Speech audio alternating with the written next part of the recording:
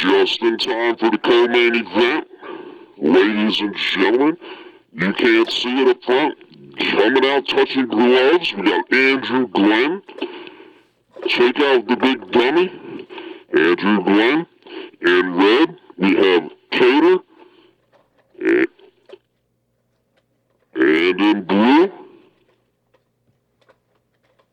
we got Youssef. Come around, dancing around, not much happening right now. Little low kick to the shin from Youssef. Andrew Glenn's down. Bam, a shot to the head, the side of Kattar's face. Oh, nice high kick by Zalal. Dancing around. Kattar trying to cut Youssef off. Not going to be had. Kattar, Mr. Boston himself. Walking around like he's got gout. Wishing he was back home in Boston for a double lobster dinner. But right when he got kicked in the side of the head by Zalal. Youssef. Both nice people. I know both these guys. Dancing around. Bam! Delivering Youssef up the side of the face of Kattar. Kattar, not Kattar. Whoa! Remember we got Kattar in red? Youssef in blue? Just in case you're confused, right? Attempt to a low kick to Kattar. Kattar defends that off. Coming around, basically the only one delivering is Youssef. So, I mean, we got 2:51 left in round one.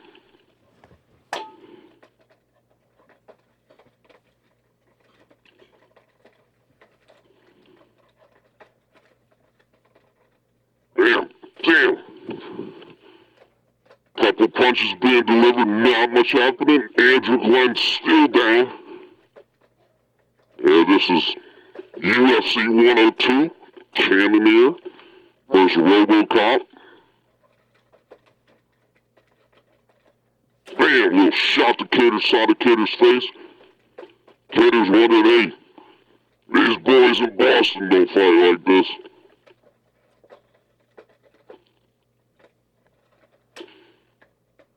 So, keeping active.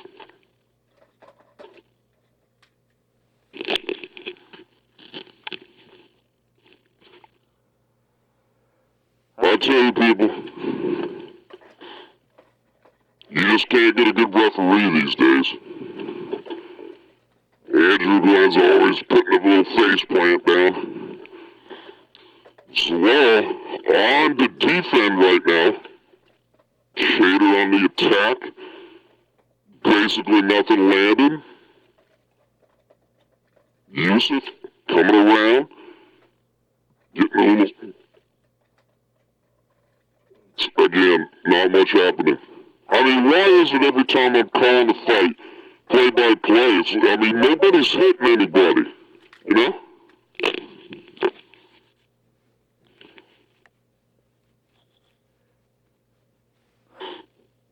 Man. 59 seconds left in round one. Kattar dancing around. Kattar looking for an entry on Youssef, but nothing is there. Nothing is available.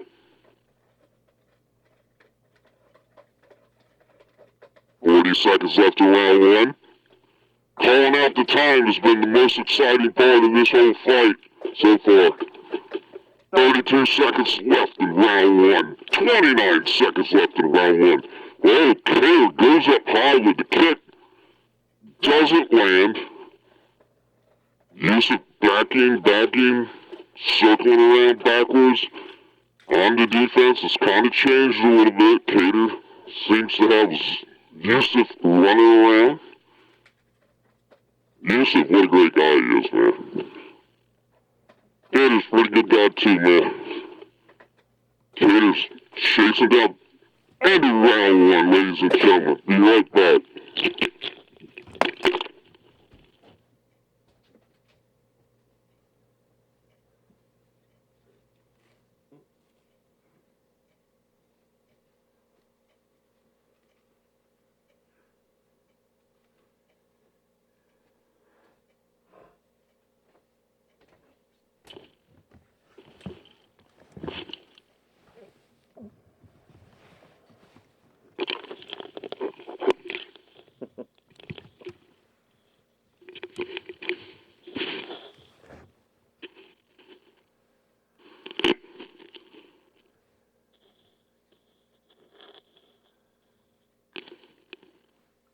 Yeah, so we're having a hard time here at FECK TV.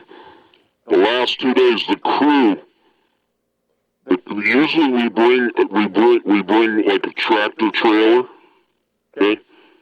And in the back part, here we go, get ready to square up again. The back part is where the studio is. We have a traveling studio. Looks just like this one. Okay, back up the scratch. Swing it to you later. Nice little kick from Kattar. Nothing happens. Youssef comes in, low, changes speed. Needed a face of Kattar.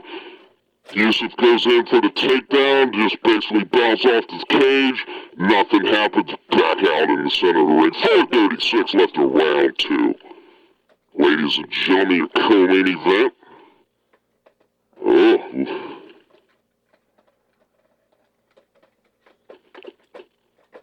And red, you got Youssef, comes in, a little bit of attack, basically nothing happens, a left jab to the side of Kattar's face. Kattar's wishing he was back in Boston eating a twin lobster dinner. Does a little fake knee, doesn't seem to startle. Youssef dancing around, Youssef goes for the takedown, he's got the one leg, Kattar defends. Kattar gets hit upside the head with a left jab, front kick from Kattar, dancing around. Let's get a better look at this. There you go. Oh, you got Andrew Glenn still down for round one. Andrew Glenn, the best referee in the business. Basically, nothing's happened. A low kick from Youssef in round two with 3:30 left. Basically, nothing to write home about with this one right here. Kattar, it's like they're best friends. I mean, isn't this a fight? I mean, what's going on here? Okay, so, whoa! Knee to the face of Kattar. Basically just tapped him. Nothing significant. Low kick from Kattar. Dancing around. Youssef in red. Nice shot to the rib of Kattar from Youssef. Youssef again being the defensive player, coming in, taking advantage of Kattar. I think Kattar's a little bit slow. I don't know. Kattar's already putting his arms down.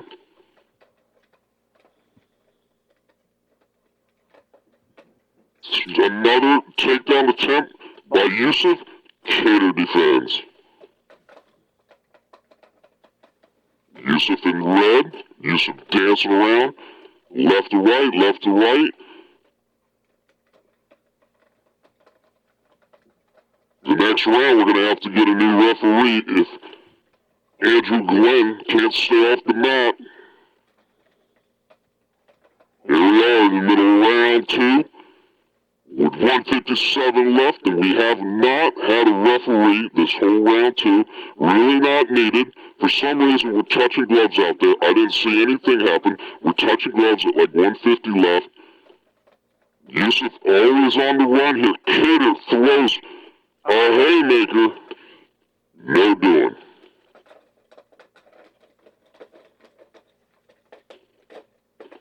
But comes in. Oh! Alright, showing some damage to Kattar's face. Kattar's starting to look like a lobster, like a cooked lobster. He's got a red face. Looks like there might be some blood happening there. Can't really see it exactly yet. Youssef delivered some damage that time with a kick. Front kick and then a kick up high.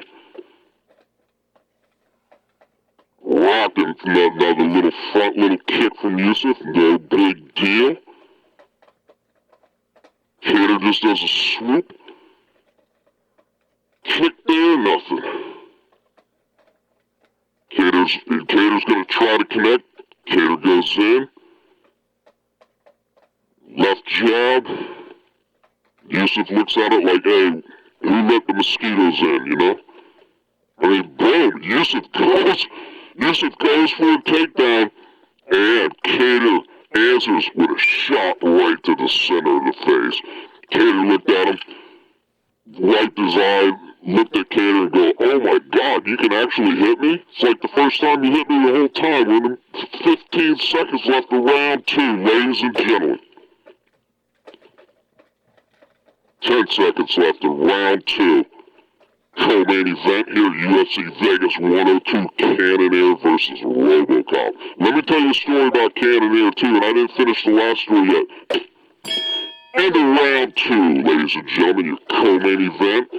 We're going to have to get Andrew Glenn out of the ring, ladies and gentlemen. And we're getting ready to go to round 3 here. Actually, I never finished the last story. Got a Cannonier story. There's the ref, one of the refs there, his name is Sal D. Tomato. Got a story about him, and then we're talking about these two gentlemen in the ring. Youssef, probably one of the greatest guys in the UFC of all time. I mean, that dude's great, man. Met Kattar a few times, too, like a UFC X, you know. What was that, International Fight Week a couple times in a row there. So anyways, ladies and gentlemen, coming in, replacing the ref, Andrew Glenn, ladies and gentlemen, coming into the ring, Big Dummy Dan Merculata. Coming in, rescuing here. Ladies and gentlemen, in red, Youssef. And blue, we got Kattar, Mr. Boston himself. And there's another kick right there. This is when Youssef said he's going to be going off. Let's see if it happens. We're gonna take 2-0, Mr. Zalal. Kattar down 2 rounds. In the opinion of our panel over here, let me tell you about our panel over here. We have UFC, if that camera can see it, maybe that one, I know that one can. Right here you have UFC 101, UFC Vegas 101 right here, the girls of UFC 101. Bam, bam, Kattar, delivering probably 5-6 punches to the side of the head of Youssef. Youssef in serious guard mode, in the defensive, which he has been before. Kattar delivered. Down goes Dan Merculata. Oh, finally gets the takedown after 3 attempts. Right back up, ladies and gentlemen. Youssef got the takedown. Big Dummy Dan Merculata is not looking down upon the fighters right now. A lot of times, Dan, he's so tall, if the weather's bad, he can't even see the fighters when he's looking down anyways. The clouds are in the way. Big Dummy Dan Merculata. Another referee down. Bam. Youssef says bring it on, basically backing up. This motion right here isn't always, hey, you know, you're not getting me. That motion is feeling.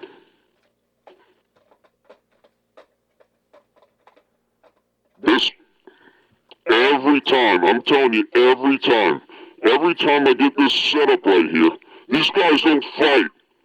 Somebody told me there was fights here tonight. Yeah, there was a couple good knockouts. Matter of fact, 2:45 left in round 3. Let's go see Shahbazyan. The punch heard around the world, ladies and gentlemen, in red, Edward Shahbazyan comes up, cracks his opponent, BAM! And when he cracked his opponent, bam! It was so loud that it was heard around the world. It's called the punch that was heard around the world, ladies and gentlemen. Earlier, one of the greatest sounds I've ever heard in my life was the cracking of Edward Shahbazyan's opponent.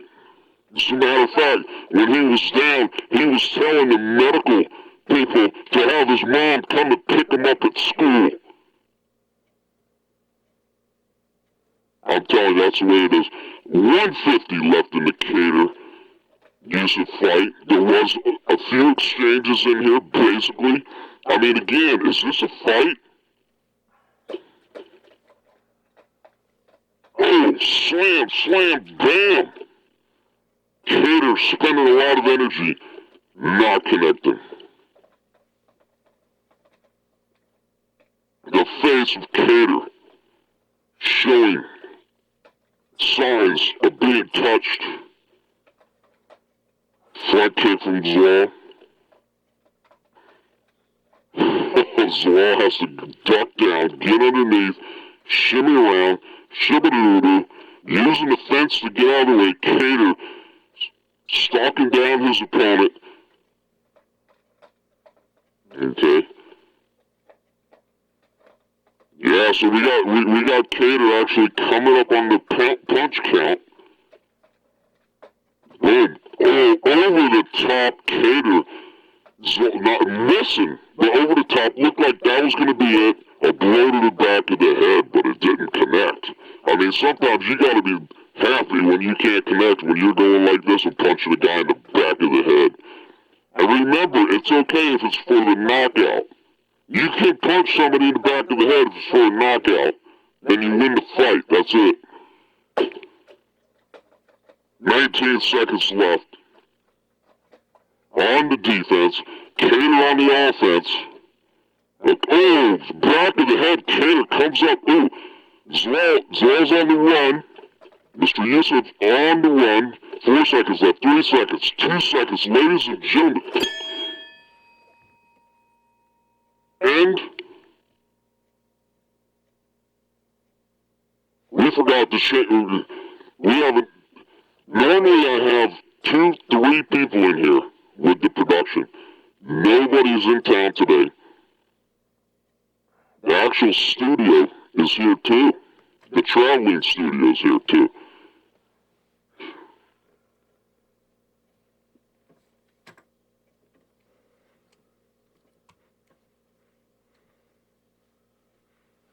Very, very exciting fight. We got lots of stories to talk about. I feel like telling stories.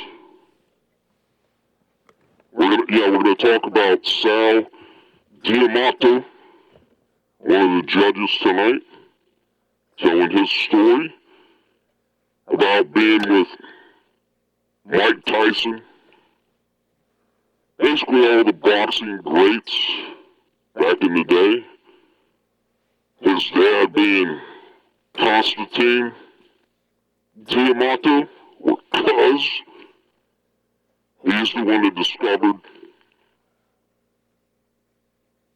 Mike Tyson, about 4 or 5 other big people. Hey, it's not looking too good. I don't know. Youssef not looking too good. Okay, it looks like he's okay. So you got Big Johnny Dan Merculata. You got Youssef in red, Kattar in blue. Let's see what the Big Dummy Dan Merculata, see which hand he's going to raise here. See if we can get this. Never done this one before. Like this. And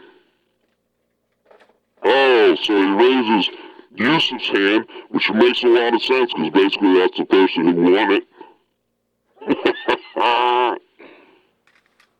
Yeah, that's it. So let's see. In the ring, hey, you can't see these guys right here. This camera can't over here. You can't see these guys right here. In the ring, ladies and gentlemen, you got Jeff Houston asking questions to Youssef. He's asking him questions like, did you expect this to go 3 rounds? And then Youssef says, no, I didn't.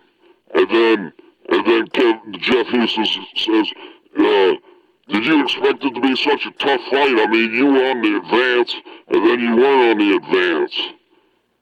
Then, oh God, you got it. Ladies and gentlemen, boring. Gonna get rid of this. All boring stuff. I mean, I'm here for the fights. They did have the fight, the punch her around the world from Edwin Shahbazyan. Ladies and gentlemen, right here you have Bryce Sucks Eggs Mitchell. Here's Nina Unibrow Drama, their dog, Izzy. Right here, Eddie Bravo, Dana White and the Money Machine right here. You got the product. They all sell a product right here. It's called the Nina Unibrow Drama Talking Showerhead. Now this showerhead right here, this showerhead is an intelligent showerhead. As you're taking a shower, it gives you information. Makes you smarter. It gives you advice. And good advice. And such like that. It's the Nina Unibrow Talking Showerhead.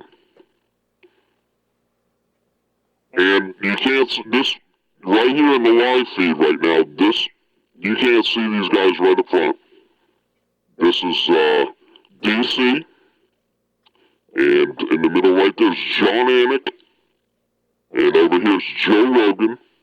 And tonight's question, write down in the comments, why does Dana White only hire bald people?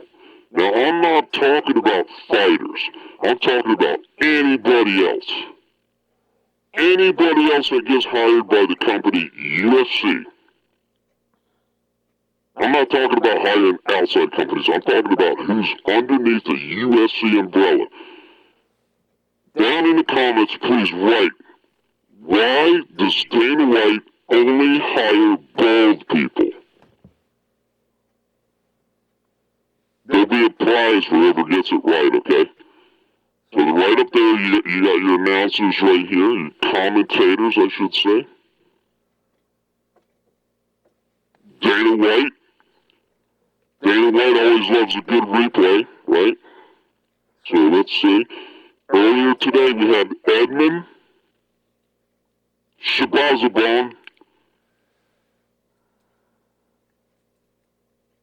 delivered the punch heard around the world.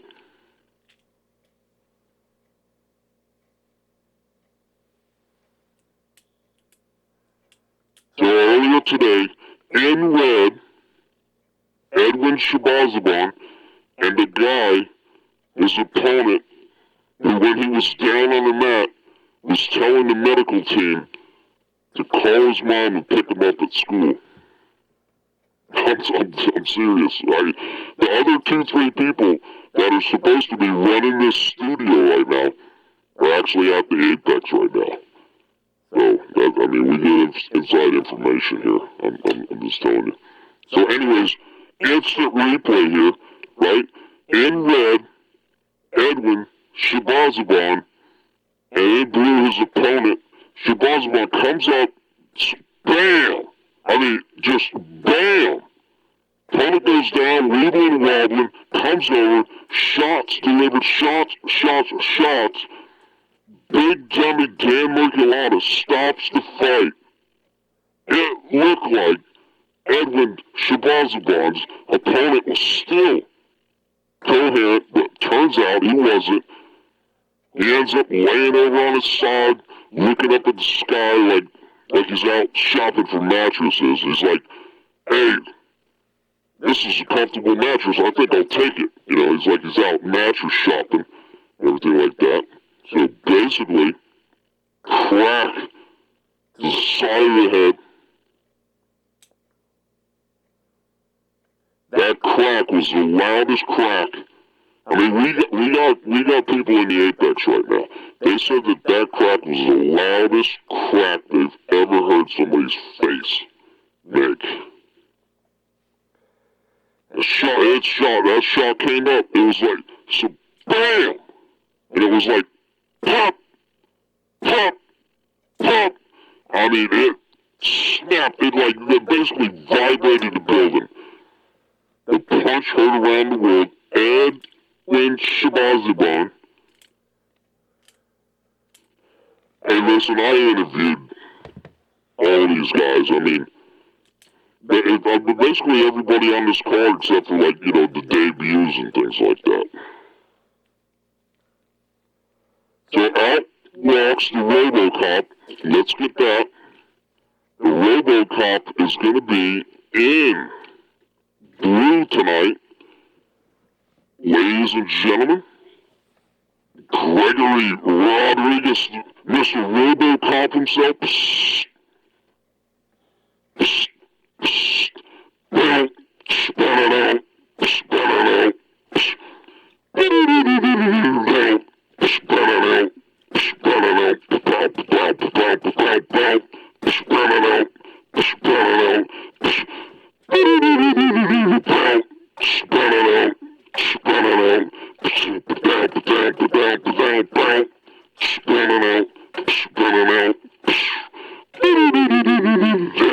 Getting that Vaseline on his face, and he's looking big, he's looking large. Big and large, Mr. RoboCop himself, in blue tonight, ladies and gentlemen, Mr. Joe Martinez is going to be your ring announcer tonight. Your referee for tonight is going to be Mr. Andrew Glenn, the greatest referee of all time. Somehow he's going to stand up, people. We got trouble. I forgot what I gotta take care of something. I forgot what it is. That's right, we gotta go live, baby. We have to re-go live.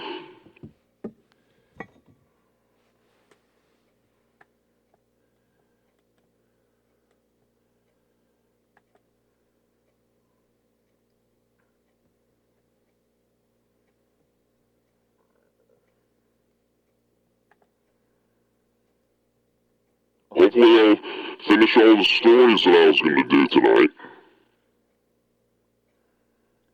Remind me to tell you about Sal D. Tomato and his grandfather.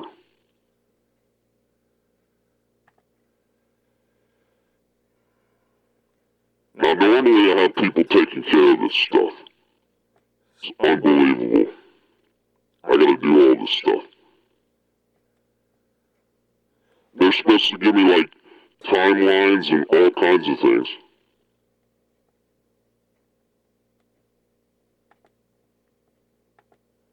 I mean, outlines and things to talk about. They never do. Oh, I see. This thing live streamed the wrong way. Sometimes you could turn it, sometimes you can't.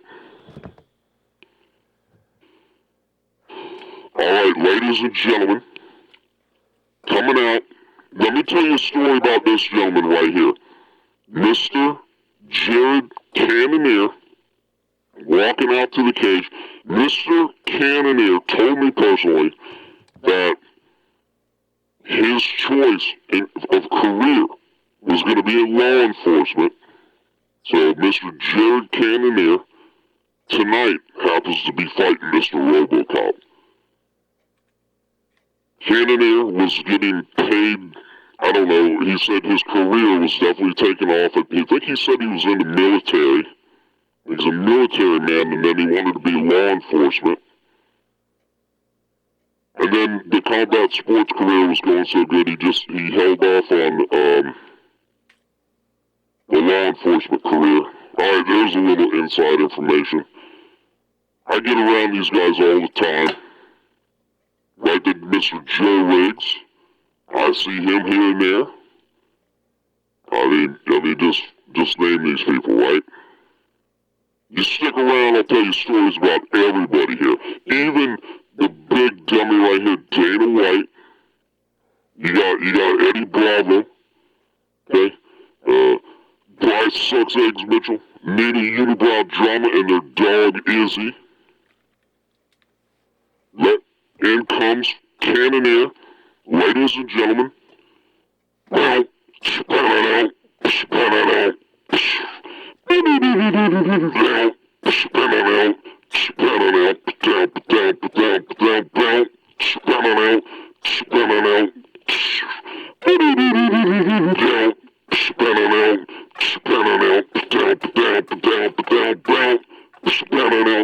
Alright, ladies and gentlemen, in the ring comes in, ladies and gentlemen, Mr. Jared Cannonier. Man, and Cannonier, you see how big the Robocop is, right? Cannonier, now I'm like 6'1", 205 pounds. I'm a big bird, okay? Cannonier just is massive. I don't know how you can weigh like that and be that big. Did you see how big the Robocop is? Okay, you got height and everything too, but the Robocop is not all that skinny looking.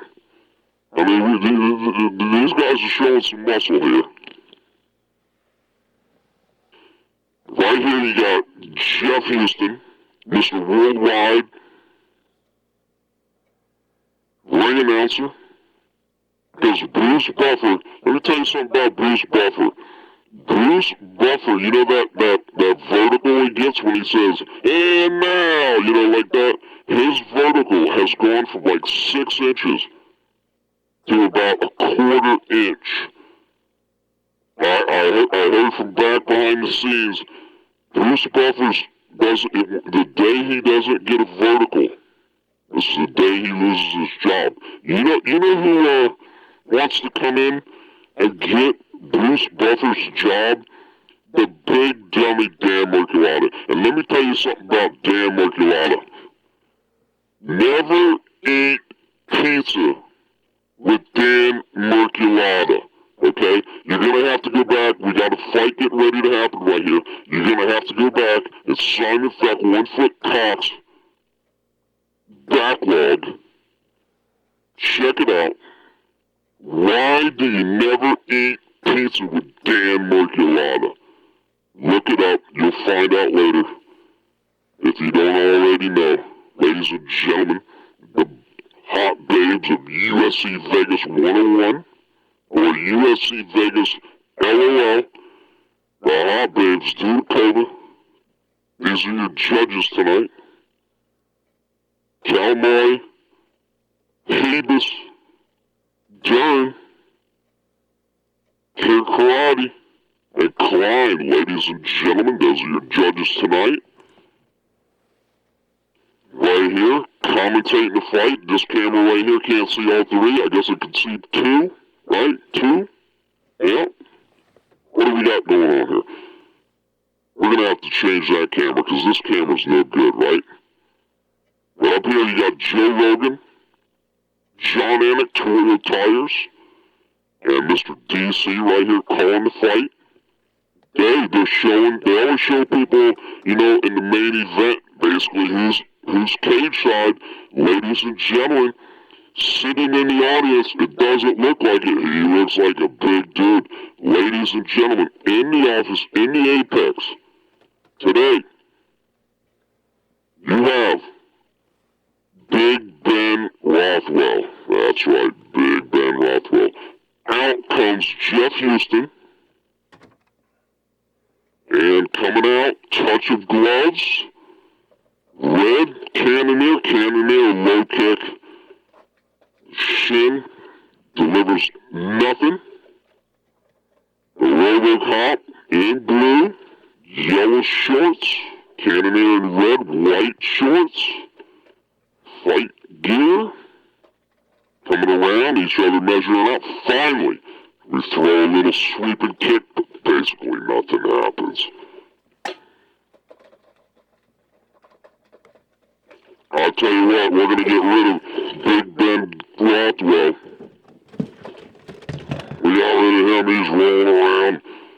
Bam! Shot to the side of the head of Cannonier. Cannonier's like, I should have stayed in the military.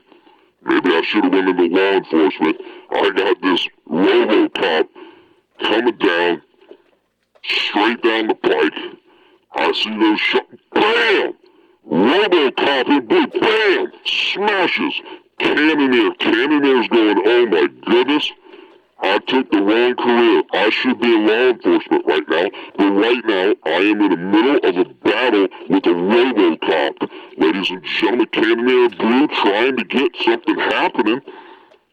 This man right here just has wham, bam, bam, bam. I don't know how Cannonier's down, bam. Cannonier back up. That might not be a good decision, ladies and gentlemen. Bam! A knee coming into Cannonier. Cannonier comes back, got side control, got no hooks. Front. Here we go. We got some hooks going around. Not really hooks, we got side control. Standing side control. Standing side control. Standing side control. Man, I don't know how Cannonier's gonna wave off the RoboCop. The RoboCop has pulled over Cannonier.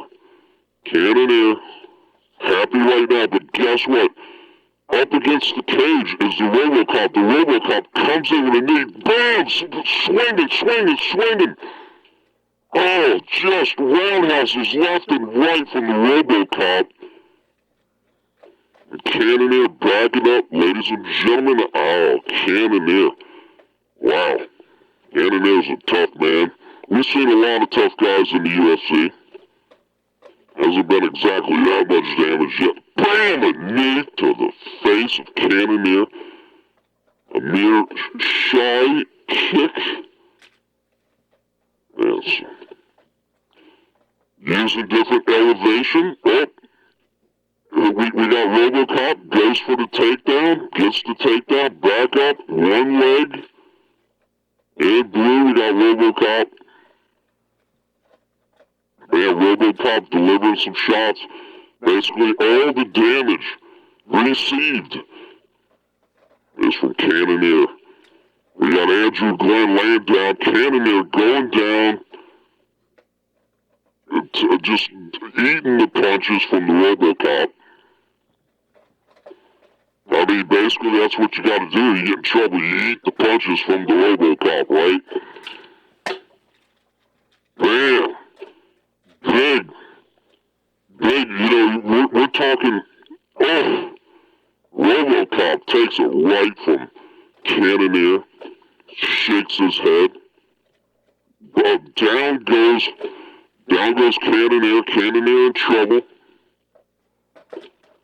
RoboCop's got Cannonier's back, they're up against the cage now, basically almost standing up.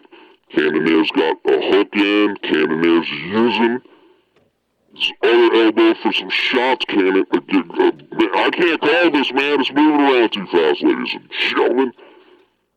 So you got RoboCop, ooh, takedown. Which one we got? Yeah. Cannonier gets a takedown, they're back on their feet again, RoboCop. And blue up against the cage. Couple small little check knees from Cannonier. Nothing happening. Right now, 22 seconds left in round one. This looks like this is going to be the resting period. The rest of round one. Cannonier and Red just delivering a couple shots. 5 seconds left in round one. Cannonier versus RoboCop. UFC Vegas 102. Bob Dean comes in, saving Andrew Glenn. Round one's over. Hey, listen. So this is boring, right? Okay, so there's a guy.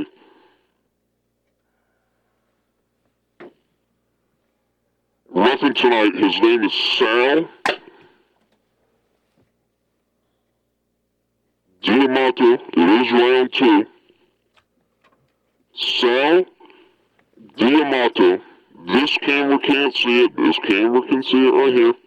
If you put down in the code tonight, right here, it's Sal, S-A-L, and then D apostrophe T-O-M-A-T-O. Yeah, I know it's Sal D Tomato, right? His name is Sal Diamato. He's your ref tonight. Round 2, get ready to start. We're going to have to continue with the Sal story. It's a great story. At least to me, it's a great story. Ladies and gentlemen, it's round 2. Happening right here. In blue, we have RoboCop. RoboCop delivering most of the damage to Cannonier. Boom, another nice strike to the side of the head of Cannonier. Cannonier takes it. Cannonier's on the forward. Cannonier says, "You're not going to do that to me, RoboCop." Okay, so that's it.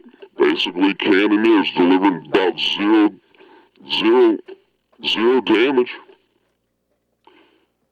Now, why isn't Dan Merculata out there refereeing this fight? You know why? You know why Dan Merculata's not out there refereeing this fight?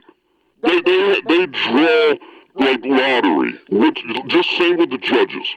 You draw lottery to see what fight you're getting. Okay? I know it's the odds, but why isn't Dan Merculata out here reffing against this guy? Huh? This guy won't look so big. This is Dan Merculata. Something's up. Either you don't want this guy to look too big, or Dan Merculata wants to be the biggest guy around, and he won't get in and step in the cage with the RoboCop. I mean, some stuff goes on, man. 2:37 left of round 2. Cannonier looks like he's checking for distance. Not really sure why everybody's got to check for distance. Why don't you just go in and deliver a punch? Deliver it like you mean it. Ladies and gentlemen, Cannonier delivering a few punches to the side of RoboCop. RoboCop looks like he could have said, "Hey, Cannonier just said hello." So, I think Cannonier's got the RoboCop's attention now. The RoboCop's like, "Hey, I'm going to detain you here in a minute." And then Cannonier's going to say, "Hey, look, I was already a police officer in the military. You know, you're not the first cop around here." Ladies and gentlemen, 2:45 left in round 2.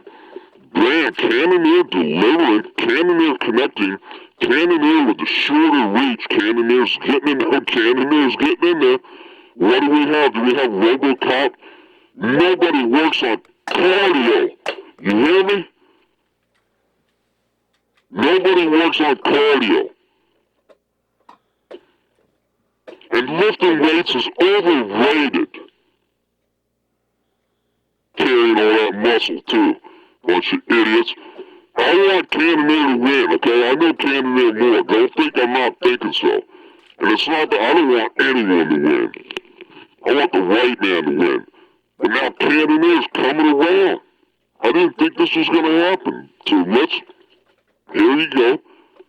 What do we got here? Yeah, okay, so half the punches have only been delivered from Cannonier.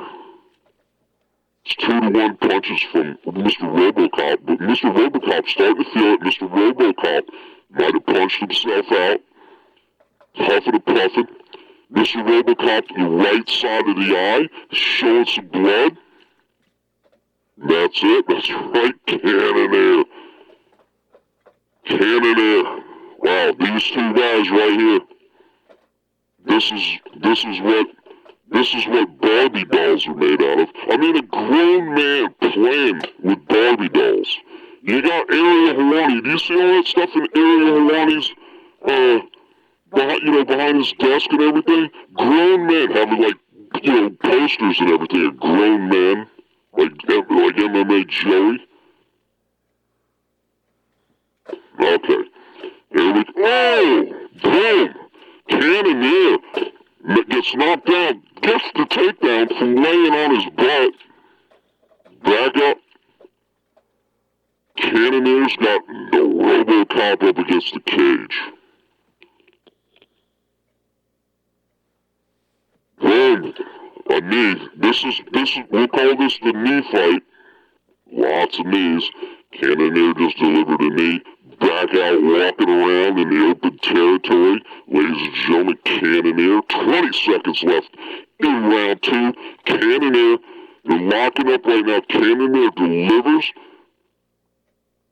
Small amount of damage to the side of the RoboCop's head. The RoboCop says, I don't care nothing about that. Swooping another leg kick to the shin. Herb Dean comes in. And round 2. Alright, so Sal Diamato, his uncle, his grandfather, Constantine Diamato, or C-U-Z, D apostrophe A-M-A, C-U-Z, D apostrophe A-M-A-T, O, Diamato. Sal's grandfather. They had a house right across the side of the hill, basically it's right there on the same property, a gym, okay, ring, training facility and everything. You had tons of big boxers there. Sal, we'll get back to it. Ladies and gentlemen, round 3, coming out, touch of gloves, in blue, RoboCop, in red, Cannonier. Cannonier has been on the move lately here. RoboCop, basically flat-footed, was moving around earlier. Cannonier's doing the most of the moving around, but Cannonier tries to close the distance, and RoboCop delivers one to the side of Cannonier's face. We got a couple missteps. I mean, you can't even call, do you call this head movement with any of these guys? I don't see any head movement. They're too big, they can't move their head.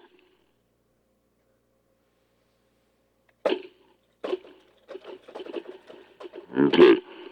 Now everybody's flat-footed now.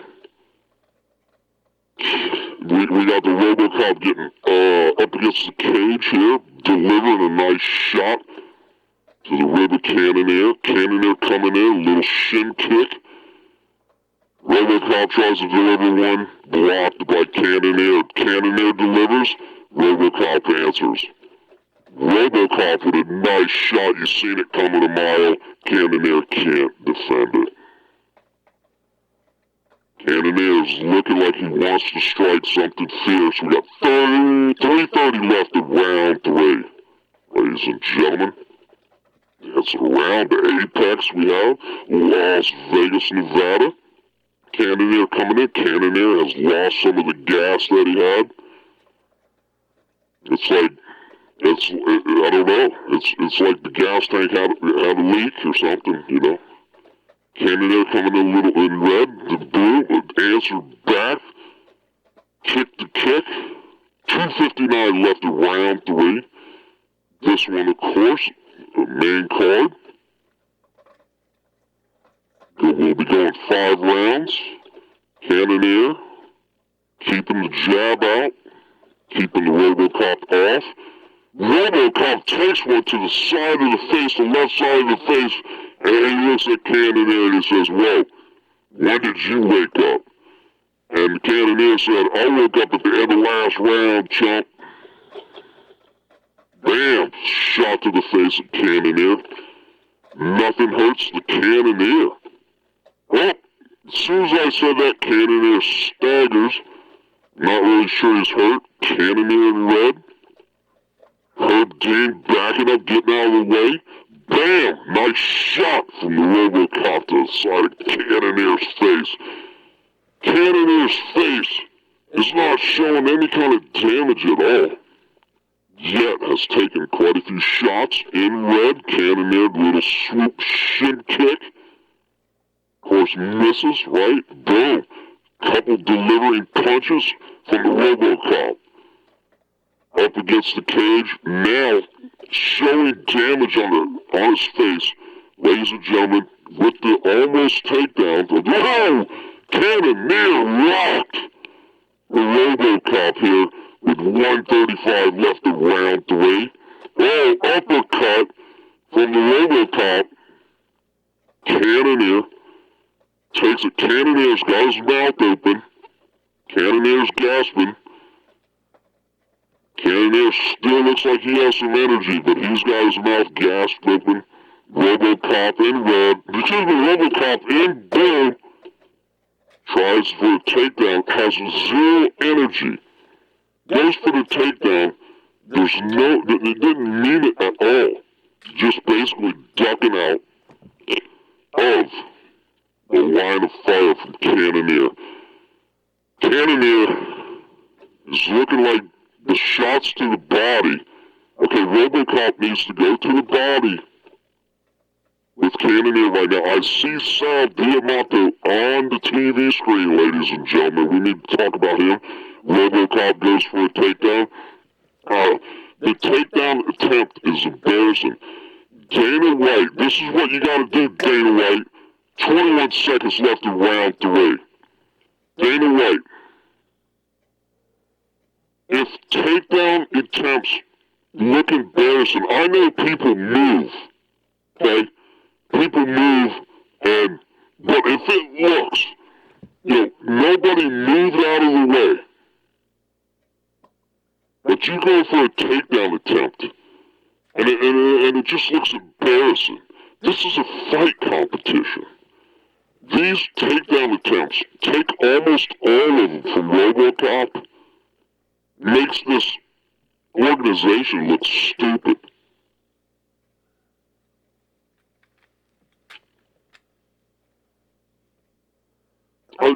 Somehow you gotta fix this, man. You gotta start. I don't know how it could be done, but somehow it's gotta be done. These takedown attempts shouldn't be taken. They look embarrassing like this. And I know it's just basically, in the end, it's who wins. It's not what looks good and everything like that. Yet again, it's the person you get points for being aggressive. You get brownie points for being aggressive, so. But I mean, these takedown attempts, I don't know what to say about it. But I mean, I wish you could watch these fights. Here they go, coming out, touching gloves, ladies and gentlemen, round 4. We missed a round or two, like that, right here. Check it out, ladies and gentlemen, Pam Anderson. In blue. Whoa, Cannonier. Oh, Cannonier left away. Down goes the RoboCop. Cannonier delivered left, right, left, right, left, right. Drop down goes RoboCop. That's right. Cannonier dropping left, right, boom. RoboCop just couldn't take it. RoboCop goes down. I mean, and also, and when he goes down, right, it's almost like he just gave up. Stand up another punch or two. Herb Dean did come in and stop it. Okay? Oh, let's watch it again. Oh, he got rocked with a right from Cannonier, another right from Cannonier, right and left from Cannonier, one right to the stomach, one right to the side of the head, another right to the side of the head, another right to the side of the head. And I'm sitting there saying that the RoboCop didn't take enough damage. You gotta be kidding me, man. And from a man like Cannonier, I stood next to Cannonier. Basically, I stood over Cannonier, interview at the Apex, right? And Cannonier just looks massive. I still have a picture of the massiveness of Cannonier. Mr. Cannonier, you remember the socks, right? That's all I gotta tell you. You remember the socks, right? Yeah, that's me, baby. Ladies and gentlemen, let's watch it again. Instant replay. Let's get it. Hold on a second. Ladies and gentlemen, that'll be the conclusion of UFC Vegas 102. Over here, you have the UFC Vegas 101 Hot Babes being your judges tonight. So right here, let's look at it again, okay? In red, you got Cannonier. In blue, you got Mr. RoboCop himself. Like, RoboCop's got the height advantage, right?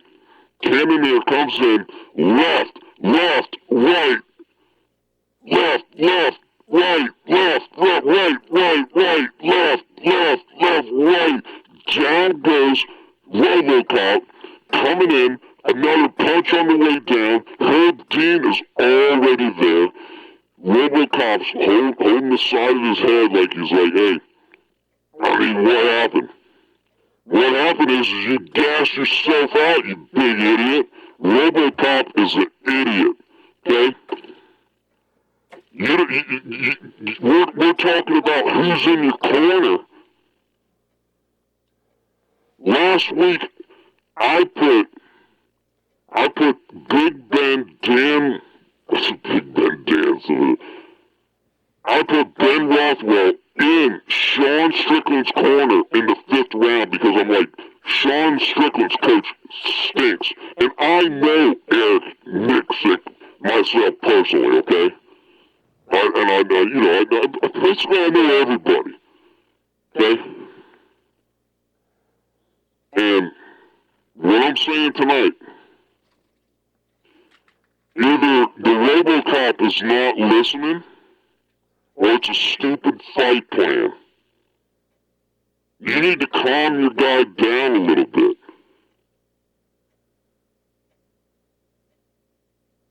I mean, I know most of these guys. I don't know all of these guys. So I happen to know Cannonier. Cannonier's a great guy. So basically, am I looking for Cannonier to win? I mean, it kind of happens like that. You know why? Because, I met the guy and everything, right? And you got this giant, this beast of a guy. And clearly, size isn't everything, but in this fight right here, if he would have slowed it down a little bit, most likely he would have won. You gotta know. Everybody knows their own cardio, right? So who is it, the fighter, or who's in the fighter's corner? He punched himself out, man. Cannonier did the patience. Plus he's trying to, he's got to close the gap. You gotta wait on that one to tire the guy out a little bit, or you're coming into danger of, full punches, with full strength, better accuracy at the beginning. Basically, you gotta wear the guy out. So you can't see it with the one camera, but up here, you got DC, John Anik. Somehow John Anik has hair. And Joe Rogan commentating here at the Apex for UFC Vegas 102.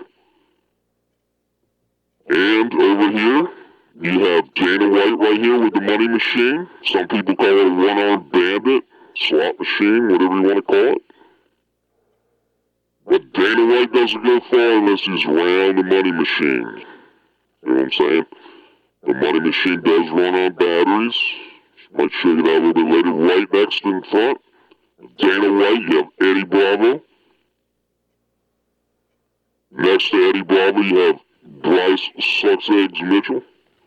Need a unibrow drummer in the purple dress laying down there, and their new, check it out, their new member of the team.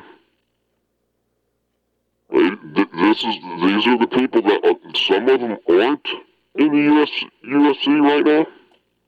But basically, about 4 months, all these people right here will not be in the UFC. And the dog's name is Izzy.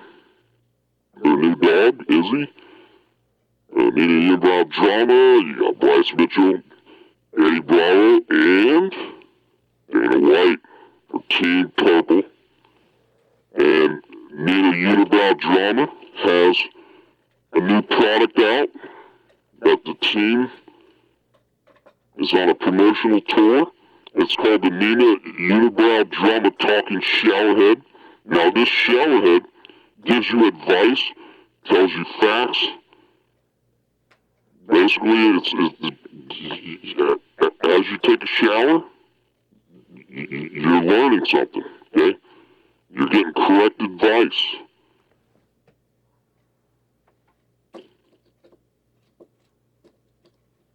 Why is this off over here?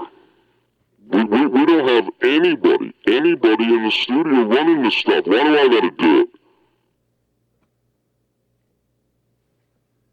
What is this? And then that's off. Just leave that like that. And then this live feed right here, the camera is supposed to be turned. So you see everything up here. It's not turned. I can only blame myself, but I don't know how they do it, how it gets turned. So I really can't do the whole setup here. Because that one camera, maybe I'll get rid of that camera.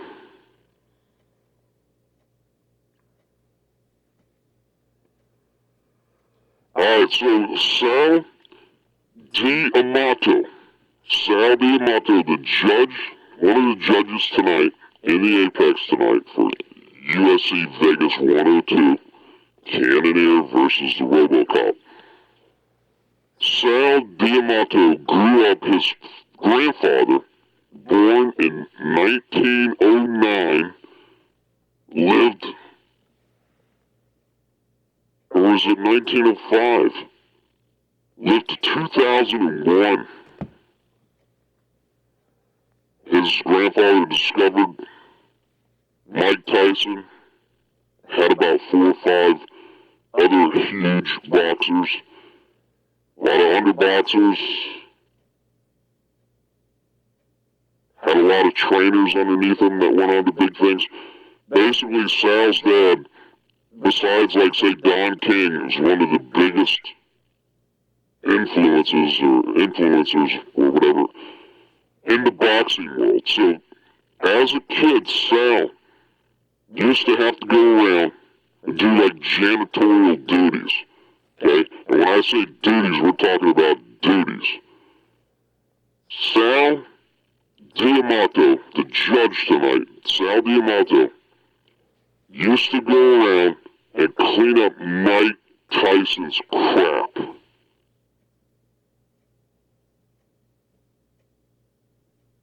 Mike Tyson wanted to train so much, like in the big gym, right? The bathrooms like over there probably like 120 feet away. Mike Tyson doesn't take that trip over there. I'm not going to explain it any more than that. I would tell my grandfather, you know, I mean, I like boxing and everything like that, but I am not cleaning up Mike Tyson's crap. How you like that story? Ladies and gentlemen, this is the worst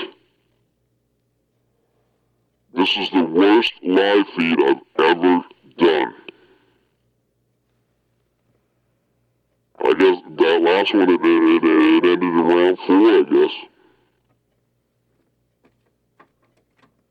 I don't know, I mean, I got all kinds of things to say, but I mean, I am just, basically, nobody's here for me to yell at. I gotta run stuff here. This computer right here is not on. The camera over here, the live camera, needs to be turned straight up and down. Doesn't fill this up. Fill this up behind me, fill this up. Over there on the board, there's nothing written on the board over there for me.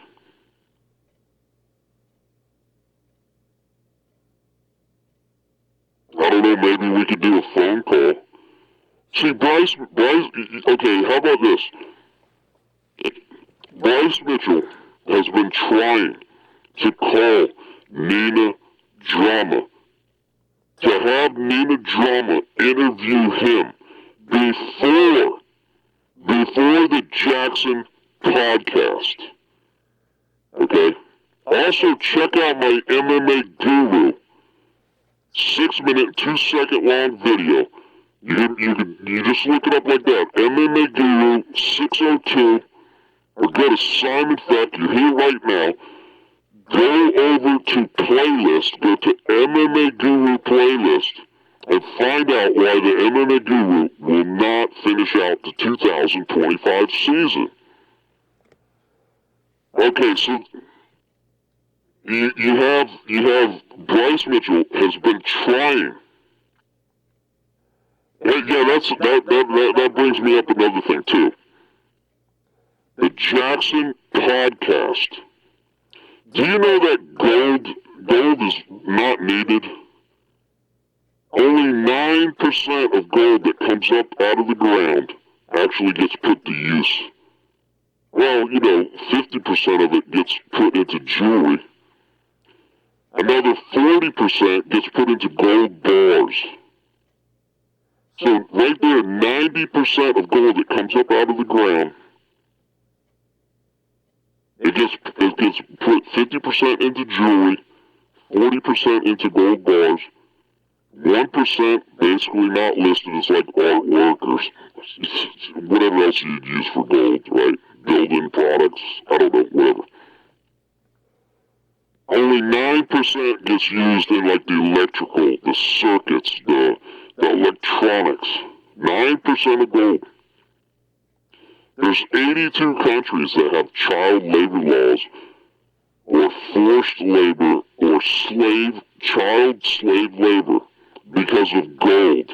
And gold in electronics, it's not even necessary. You can use another gold. Gold is not necessary. Matter of fact, it's not a very good metal at all. So let's curb child slavery and stop putting an emphasis on gold. Jackson Podcast, please stop selling gold. You want to correct everybody. One thing you need to correct is stop selling gold. You know that there's children that are forced into slave labor to get gold in 82 countries around the world. I mean, like, there's a few here in Central America. There's a few, what is it, like 5 countries in South America? 3 of the countries, they have slave labor down there. It's 1 to 3 million kids in the world slave laboring for gold, for nothing. Gold is basically useless. Alright, so they use electronics, they could use something else. Alright, back to it. So, Bryce Mitchell has been trying to get a hold. Listen, I go into the Apex all the time, and I hear stuff, and I know people, right? Ladies and gentlemen, Bryce Mitchell has been trying to get a hold of Nina Drama for her to interview him. Now, Nina Drama gets mad because 2 people diss her.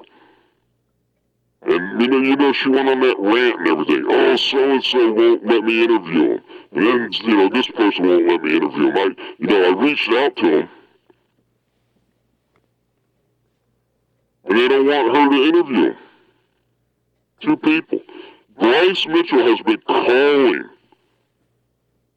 Nina Unibrow Drama on the phone over and over and over and over again. I don't know why he would call her. Maybe because they're on the same team here. Trying to sell that Me and a unibrow talking showerhead.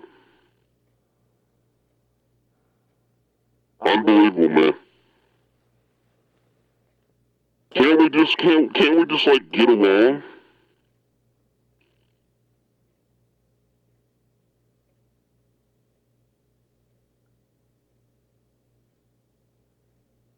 Well, why can't we start like the MMA? I had it earlier today. Why don't we just like, why doesn't the MMA community be the first community that doesn't recognize differences in people? Why can't the MMA community just go, we're all together?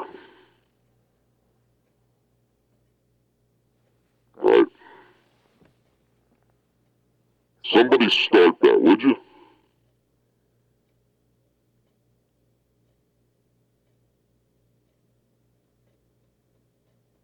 Ladies and gentlemen, it was an okay card, right? Had about 3 or 4 excitements.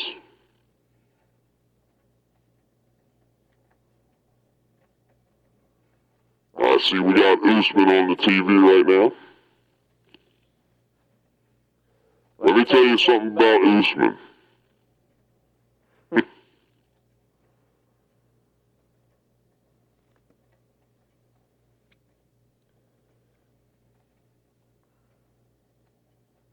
Hey, there's Dean Thomas. Dean Thomas is a great guy. Let me continue about all the great things about Usman.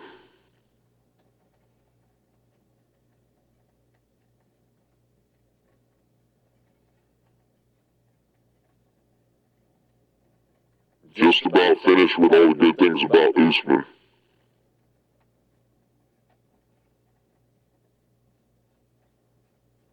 Yeah, so that's it.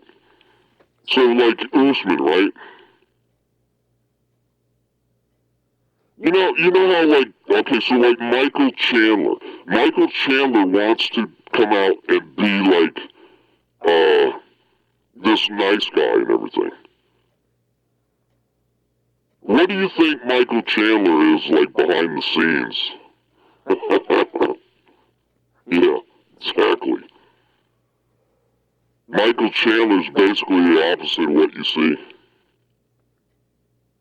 The guy Youssef today, man, what a great guy.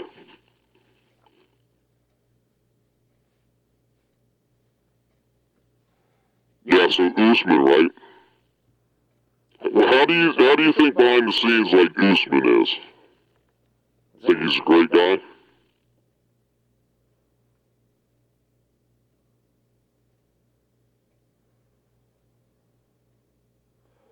Youssef is like one of the greatest guys, man. And then you got Josh Van, another great guy. A lot of great guys.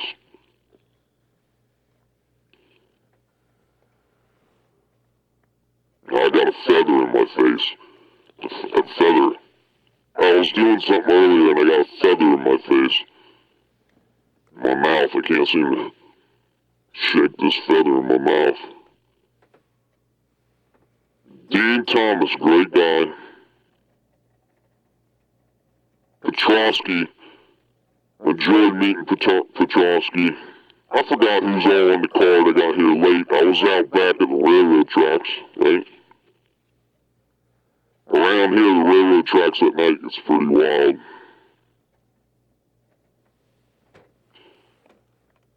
I don't know about these Apex cards. Stuff keeps getting worse and worse and worse.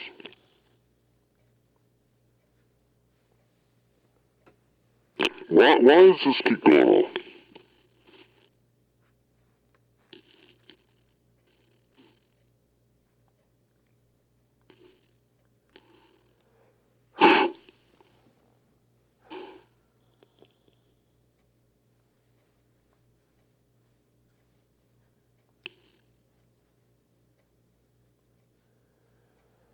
Yeah, so the UFC, I mean, everybody knows it, right? The UFC is watered down.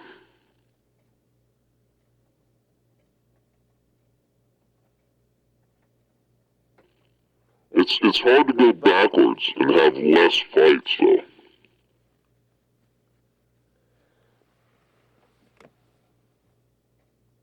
And then you don't really get to test anybody. You have less fights.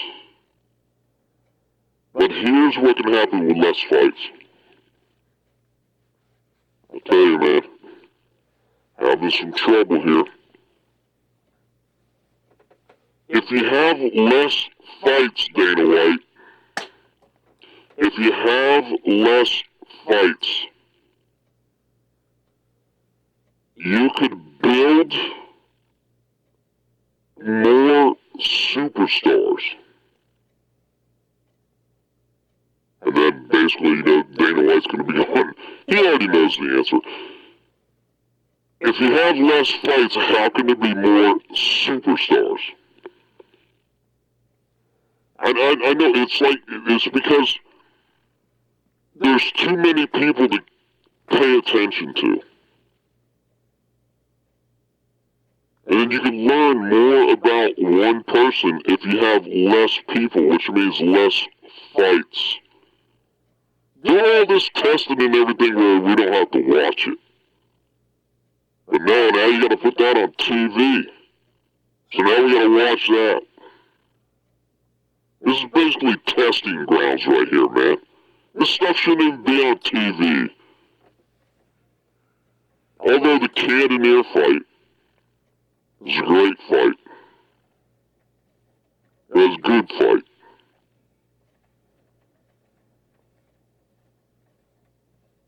Having a hard time, man. Who cares about me, right? Having a hard time. The ampage of the fights. I mean, it was good for a while. Now, hopefully, do you know that the UFC is building their own arena?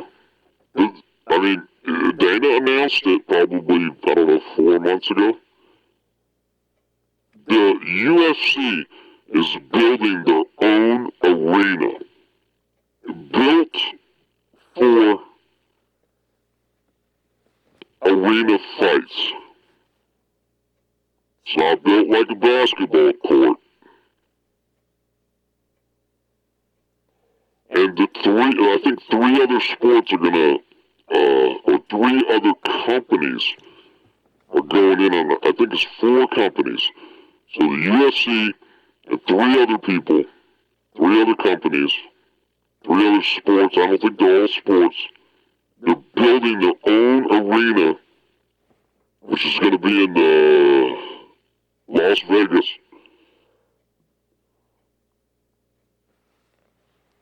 And basically, you know all most of the seating, and then you got around the cage, and then you got, I don't know, the rest of the basketball length over here. People sitting down in chairs, all flat floor and everything like that. You spend all that big money. Number one, even if you're in the front, I've been in the front many times. Even if you're in the front, it's not too good. Okay? It's hard to see. And I've never been, cage side and not been in the front. I've been in like the second, and I don't know if I've ever been in the third row. But you still can't see nothing with people not being in your way.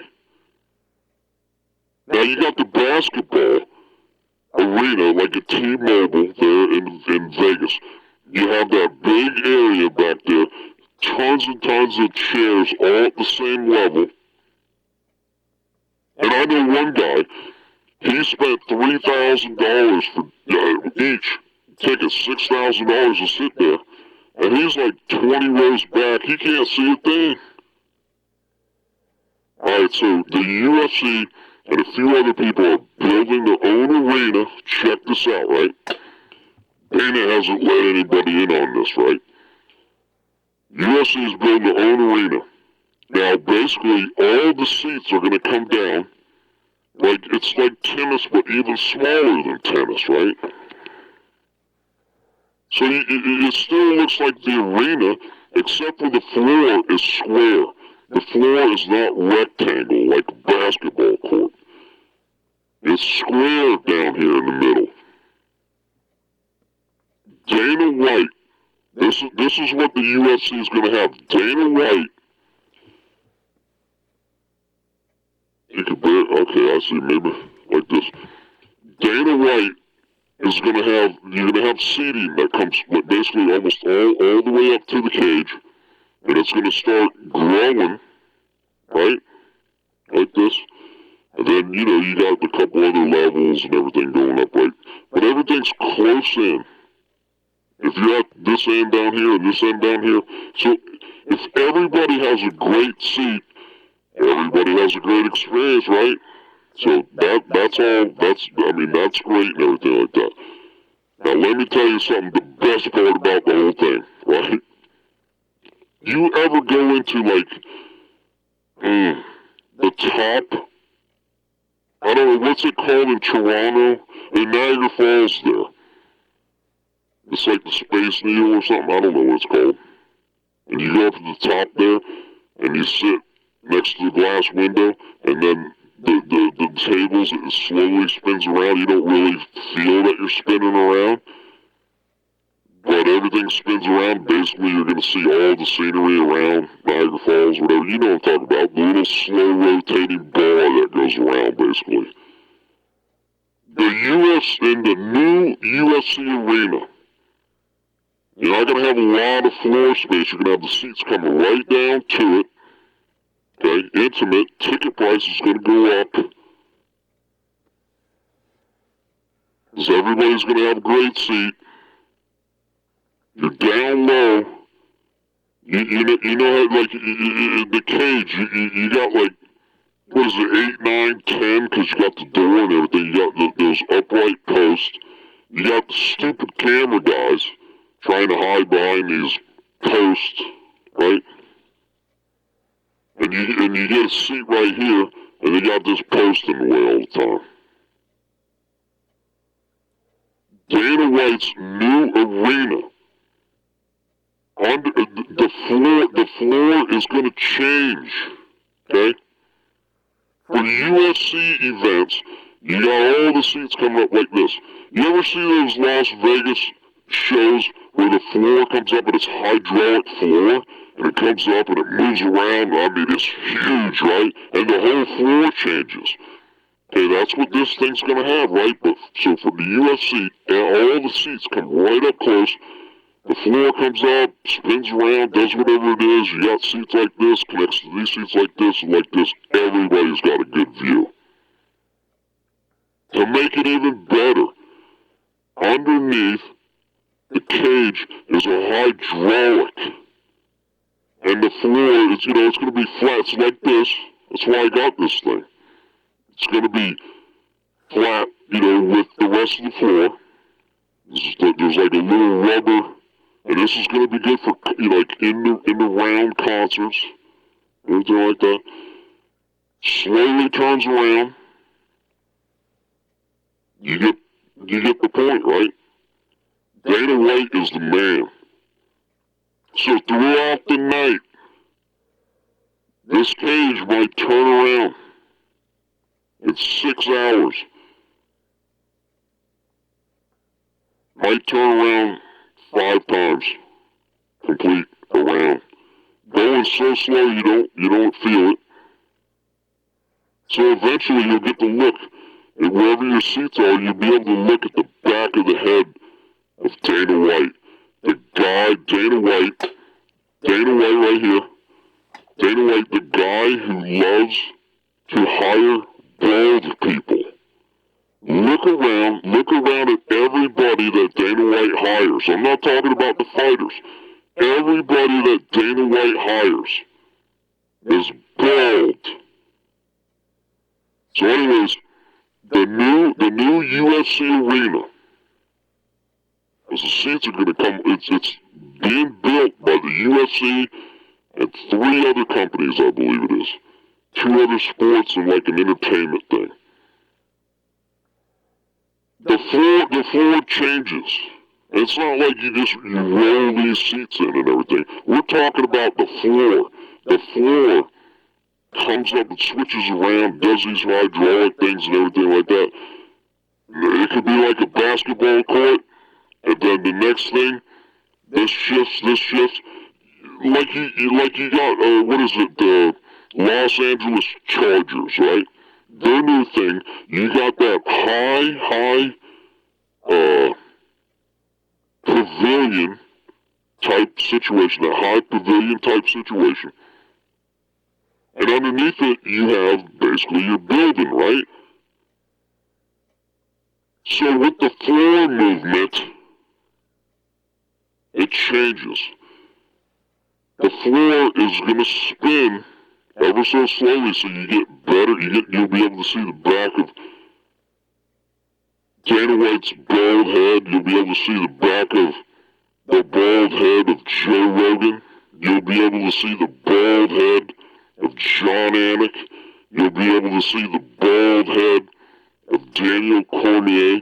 You'll be able to see the bald head, and sometimes it's a woman, the bald head of the guy and the other guy. There's always 2 guys that do the little cloak and the bell and the timer. You think one guy should be able to do that job, but you'll be able to see the back of those 2 old guys' bald head. But in the Apex, there's a lady there sometimes. Tonight she's not there. 2 bald guys. And then it'll switch around like this, and there'll be a whole line of bald guys, okay? And then it'll just keep turning around. You'll be getting great views and everything of the fights. I can't wait for the UFC arena to be built. I mean, I sit cage side. And it's not as great as what you think it would be. Alright, so ladies and gentlemen, right here, you can't see it in this live camera over here. It's unbelievable. You know, I don't even feel like doing it, man. This is ridiculous, man. That's it. If we're gonna be pulling off crap live UFC live streams, if every time we're gonna do a crap one, then let's just cut them out. Somebody just showed up. I thought you went to Vegas this week. Huh? Well, where were you, man?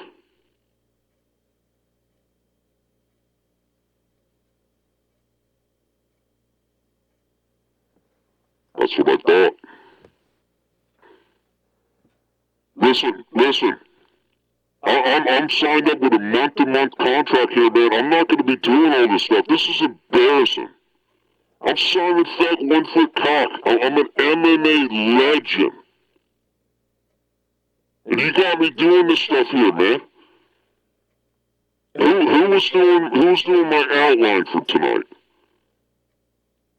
Nobody even gave me like your points of subject.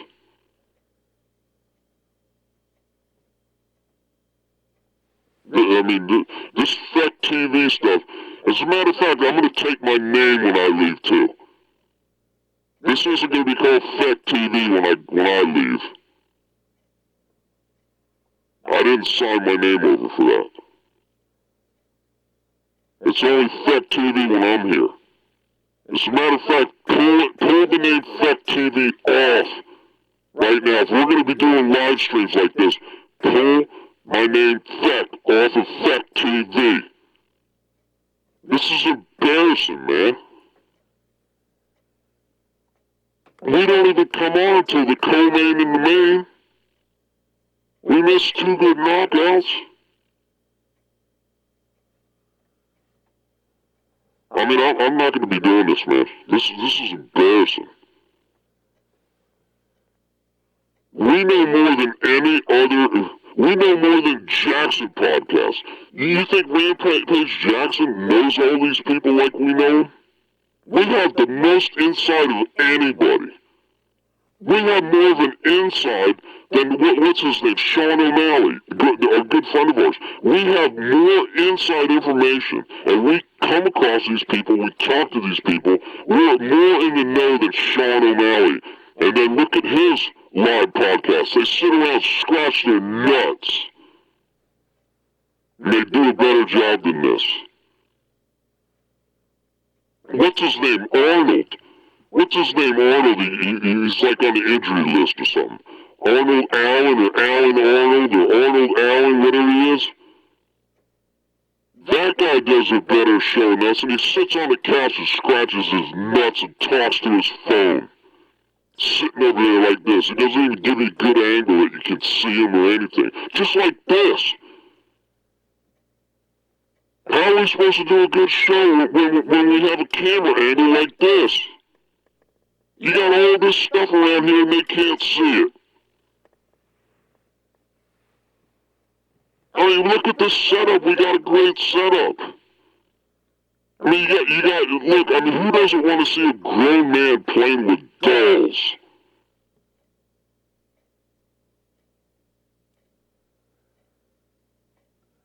I mean, everybody's copying Ariel Helwani. Ariel Helwani is the #1 guy that plays with dolls. And that, besides Ariel Helwani, would you please leave the real sports people and go over to your fake boxing?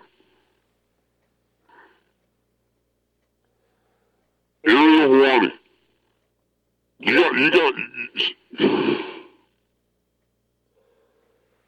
you do all this promotion in the real world, and you go and you do the fake boxing things. And then you want your fans, you are duping your fans. You're lying to your fans. You're telling your fans that the Jake Paul... Dude, I was with you in Tampa with the Mike Perry fight. I'm backstage, man, I'm like, oh my God, this stuff's fake. They're talking about cue cards. They're talking about giving Mike Perry cue cards. And not Ariel Helwani. They were talking to Joe Martinez. Matter of fact, Joe Martinez, too, is part of the fake boxing. I was there in Tampa. That's one thing I won't do. I won't let people get away with the fake boxing. You have to come clean. Just like, I mean, at first, years ago, I thought wrestling had to come clean. And now we're finding out maybe it was, it was a stunt. Got people talking about it again. Not really sure if it is or isn't. But you shouldn't be going around deceiving your fans. If it's a fake fight, and if it's that good of a fake fight, it'll make money. Joe Martinez. I was backstage, dude, with Ariel Helwani. I'm glad they talked about these stupid dolls up here. Ariel Helwani's got all those dolls. He looks like a grown man has a bunch of dolls that look stupid. Ariel Helwani. Promoting fake boxing, telling you people it's real. The day before the fight, I was at the weigh-ins. It was so ridiculous, man. The fake Jake Paul going back and weighing himself. So he was coming out of the room, right? So I come out of the room. They didn't want people coming in and out of like the media room, which is like where the weigh-in is, right? They didn't want people coming when Jake Paul kept leaving. They didn't want people coming out. Guess who comes out? So I come out, right? And I see Jake Paul and his buddies go in this room over here. You know what's in this room over here? Nothing. second time they came out to supposedly lose weight, they forgot to shut the door. I wasn't doing nothing in there. Just killing time, kicking back, killing time. Getting ready to go back in and get weighed. They're not doing nothing. It's all show, man. Mike Perry, before he fought Jake Paul, Mike Perry's going to Joe Rogan a couple weeks before he's fighting Jake Paul. Man, he's really in camp. Mentioned that he was out shopping with his wife. I mean, does that sound like a man that's in camp? He doesn't do that when he's bare knuckle boxing, Mike Perry. But when he's fighting Jake Paul, do you know that people took time off of work? People bet because I believe Mike Perry would destroy Jake Paul. So anybody that works for Jake Paul and Mike Perry and Mike Tyson, thinking it's a real fight. You put your kids, you shove your kids off with your parents or something, get a babysitter, bring them with you. You take time off of work, you fly out there, you get a hotel. Now you gotta eat out, everything's expensive, you're spending all kinds of money, believing it's gonna be a real fight, and you guys know it's fake. Ariel Helwani, Sean Wheelock, what's his the ex-UFC fighter, what's his name, Goldberg or something like that. Mr. Bigwig there at Jake Paul Enterprises. Joe Martinez. We walked in together. Tampa. Jake Paul versus Mike Perry. You weren't at the weigh-ins. But you're at what was it? The fake weigh-ins. We walked in the building together. They come up to you and they ask if you need the cue cards. Because everything's, now you would think like, right, he's a ring announcer, you give him things, right, you think so, right? But the guy that was asking questions, not Ariel Helwani on the stage, there was somebody else, I forget, they named him, I forgot, that day or whatever. They said, does he need the cue cards? It was this girl and this guy, they were standing up against the stage that was there, that later all the boxers were going to come out and be, introduced and everything, and what they weighed earlier in the day. Those two people, I was sitting right there. I happened to get there a couple hours early. So they're talking, they don't know who I am, but they're just going ahead talking about cue cards for everybody. Who's got to say what? Mike Perry was to say, I'll eat everything you got. It's Jake Paul. Because if you want to try to fight, break down Mike Perry's fight that he would have against Jake Paul, basically, you're going to have to hit Mike Perry so many times. Like, an exuberant amount of times. So what you need to do, you need to practice, which they did. You need to have Mike Perry make up the excuse ahead of time. And tell you the excuse ahead of time. Mike Perry was to say, I'll eat everything you got, Jake Paul. Jake Paul, I'll eat everything you got, Jake Paul. Jake Paul, I'll eat everything you got, Jake Paul. Jake Paul, I'll eat everything you got, Jake Paul. What kind of fighter goes around saying he's going to eat it does happen, right, in certain situations, but Mike Perry, when have you ever heard Mike Perry say he's going to go around and eat everything his opponent is going to give him? Mike Perry's going around telling people what he's going to destroy, what he's going to do to them. He didn't say anything like that. Do you know why I know he didn't say anything like that? Because he didn't.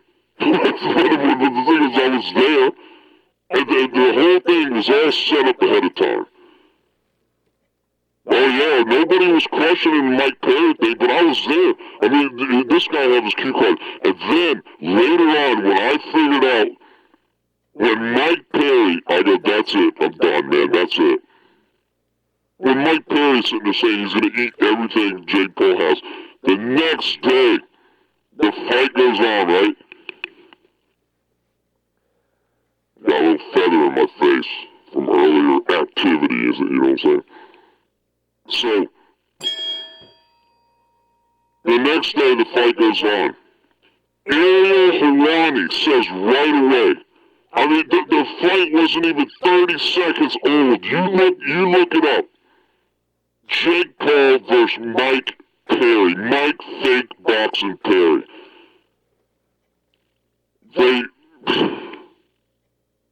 Yeah. So the first round of Jake Paul versus Mike Perry, the first round, about 30 seconds in, Ariel Helwani says, if Mike Perry, no, I mean, if he's got his arms down, it makes sense for him to say it, right? But, I mean, what do you got, like Hearns or something? Hearns used to keep his arms down? For Ariel Helwani to pick up, like 30 seconds in, that Mike Perry better put his arms up or he's going to lose this fight. Ariel Helwani says 30 seconds in the first round, Mike Perry better get his arms up or he's not going to win this fight.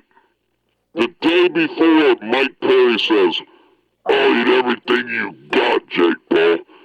Honey, you gotta be kidding me, man.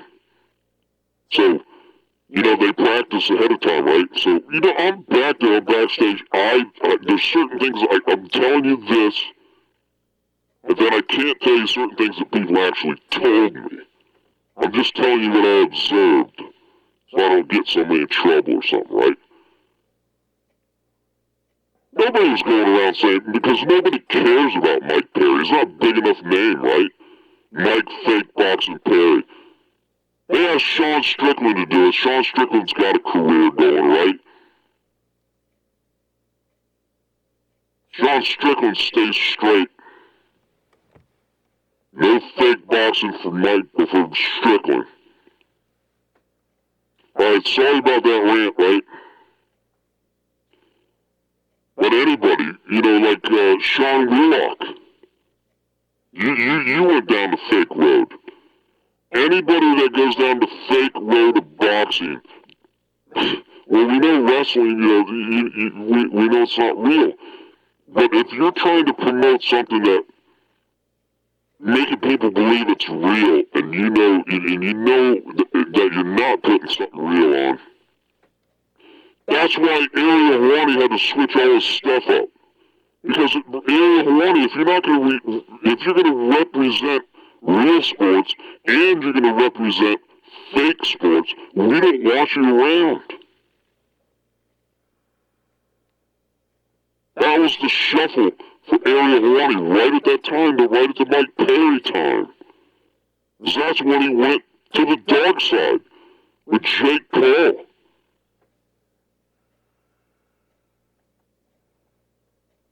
I mean, you know, Mike Perry shouldn't.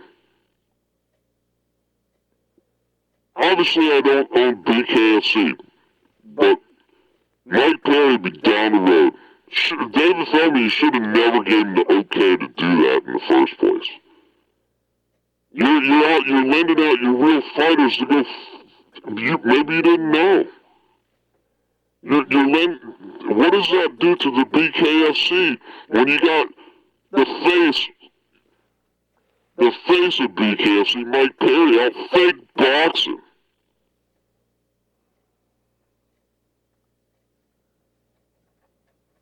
Anybody involved in Jake Paul, you're involved. There's another guy too, that big tall guy, he looks like this. You know this guy, I don't know his name, he's like,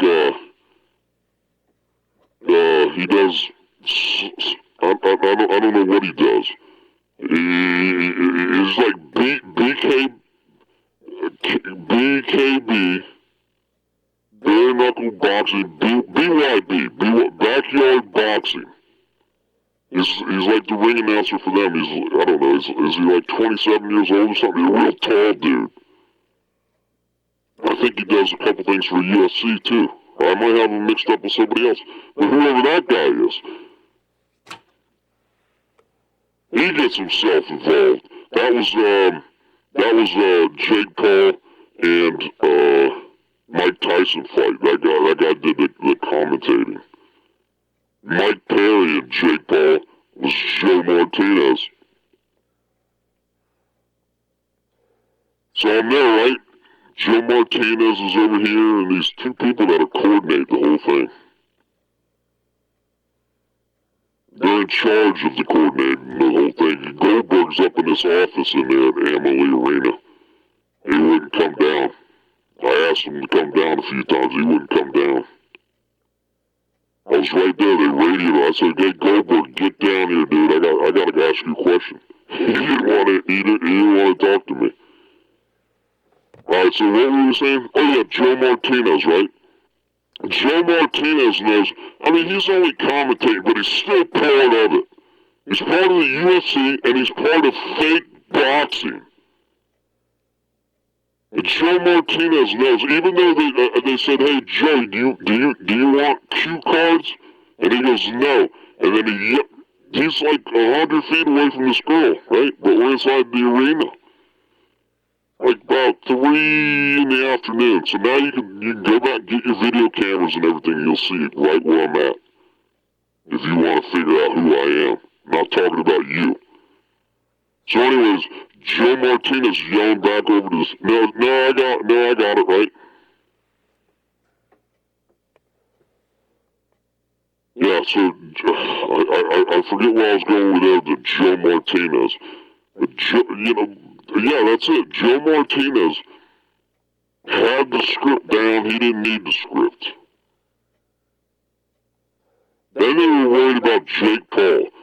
So the girl says to the guy, and then Jake Paul, when you get a hold of this, because I know Mike Perry, you've got a couple friends that checks me out, you know.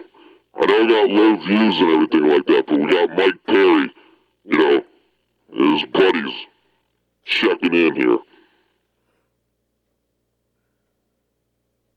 Okay, what were we going to say?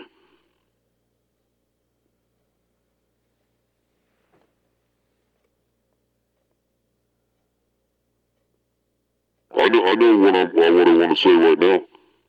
This is the worst live UFC broadcast that there ever was, ever will be.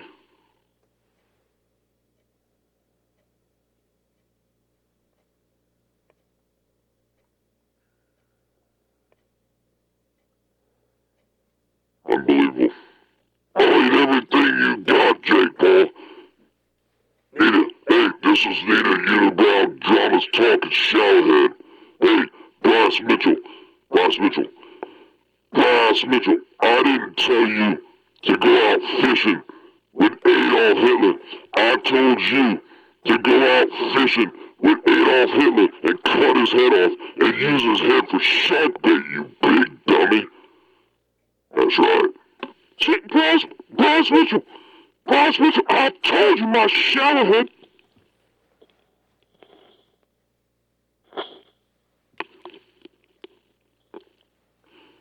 See, this is what I'm talking about right here. We got a great setup like this, and you guys got microphones hanging off my chin. Well, that sounded good, right? You got microphones hanging off my chin, man. And then I move and it knocks them down. I mean, what kind of... I finally get into something good here, and the microphone comes off. This is the worst UFC live stream show there is. But the funny thing is this live stream right here is the only one out there that has all the inside information. Your stupid MMA guru, who illegally built his YouTube channel. Okay, check out our MMA Guru playlist. It's just getting ready to grow. It's going to get bigger. The MMA Guru will not finish out the 2025 MMA season on YouTube.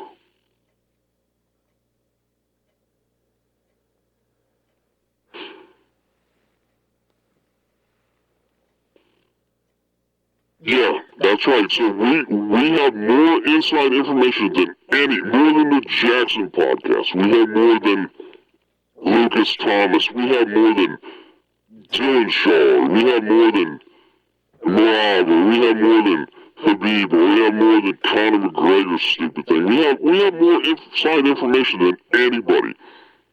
And after having all that, you got stuff like this that falls apart. It's like, who put this set together? Did Area Hawaii put this set together? Because it looks like it. A grown man playing with kid toys. Well, actually, they're actually adult toys, except this one here. These are adult toys over here. I mean, you got wrestler toys that grown men buy. This should be the best show there is. And you guys don't put anything together. You gotta put. Listen, you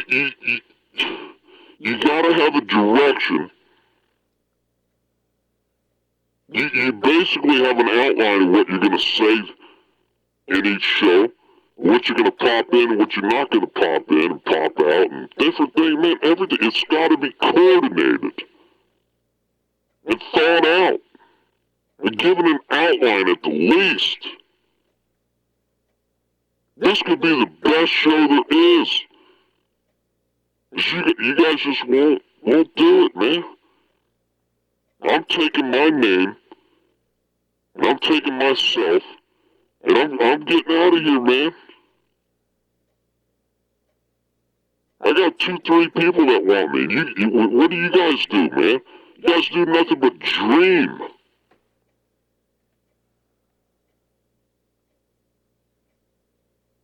I mean, the ideas, they're just coming way too slow.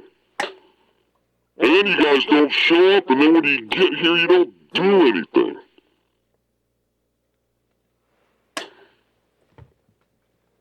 Anybody that's involved in fake sports that's deceiving people, I have no respect for them. And who am I? Who cares? Whatever.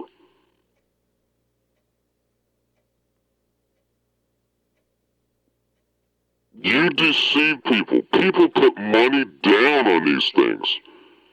You don't know if somebody took their whole life savings and put it down. You could have potentially wrecked people. Yeah, you didn't make them bet.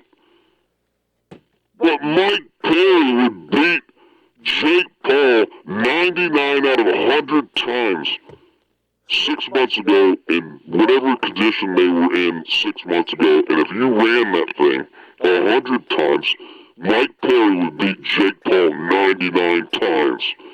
The other time would be if Mike Perry fell and broke his ankle. This is the only way Jake Paul would beat Mike Perry. I pretty much knew it was fake, and when I got there, I go to real sports events all the time. You don't have people backstage coordinating what somebody's going to say at a presser. They're telling Mike Perry what to say. It was easy for Mike Perry. So Mike Perry comes up with, hey, look, the only way it's going to look real is I need you to seriously put some damage on me, and a lot of damage.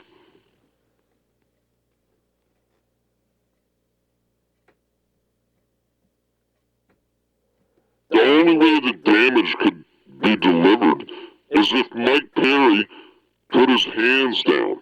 And then Mike Perry happens to say the night before, over and over and over again, I'll eat everything you got, Jake Paul. Jake Paul, I'll eat everything you got, Jake Paul. It's funny, and that's what happened the next day. And then Jake Paul's punches were so fast and precise that Mike Perry has never seen the likes of in his UFC career or his BKFC career. He's never seen the speed, the lights, the power of Jake Paul.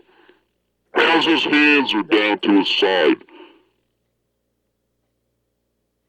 6 seconds into round 1. As Ariel Helwani points out, 30 seconds into round 1, telling the other commentators, yeah, Mike Perry's not going to win this fight if Mike Perry doesn't get his hands up.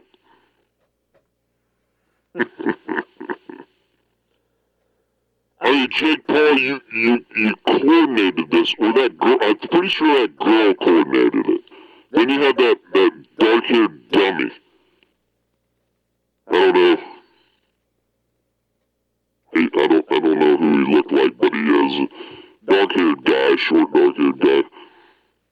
I was up there near the stage, you know, the fake weigh-ins and everything. She was like pretty much like the leader of the thing.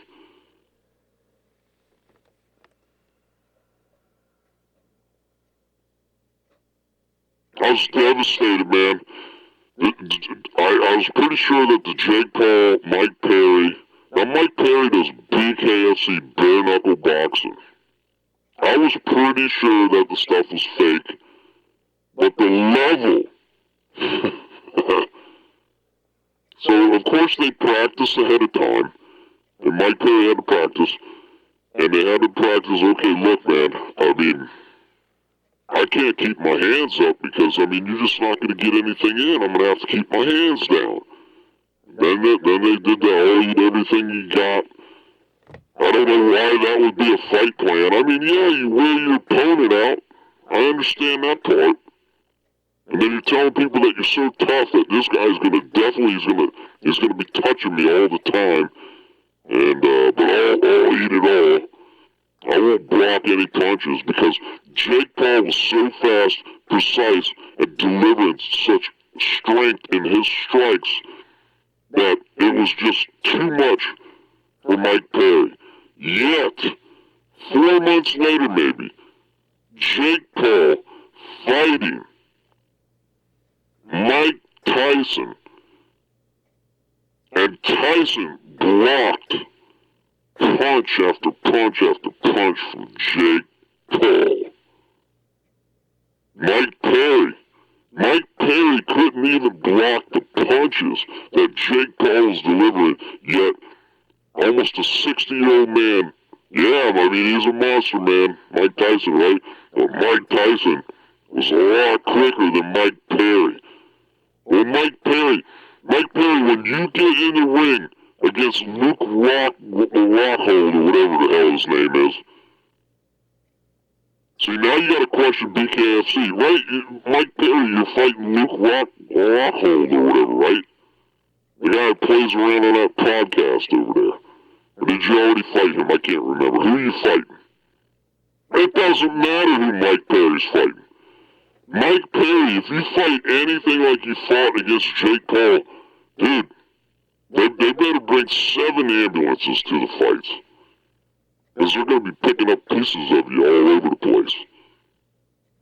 I wouldn't get in the ring at BKFC anymore. I mean, that's real boxing. You got beat up in fake boxing.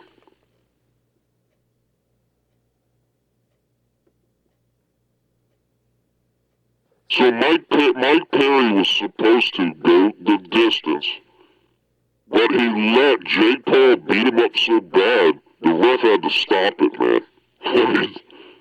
You know?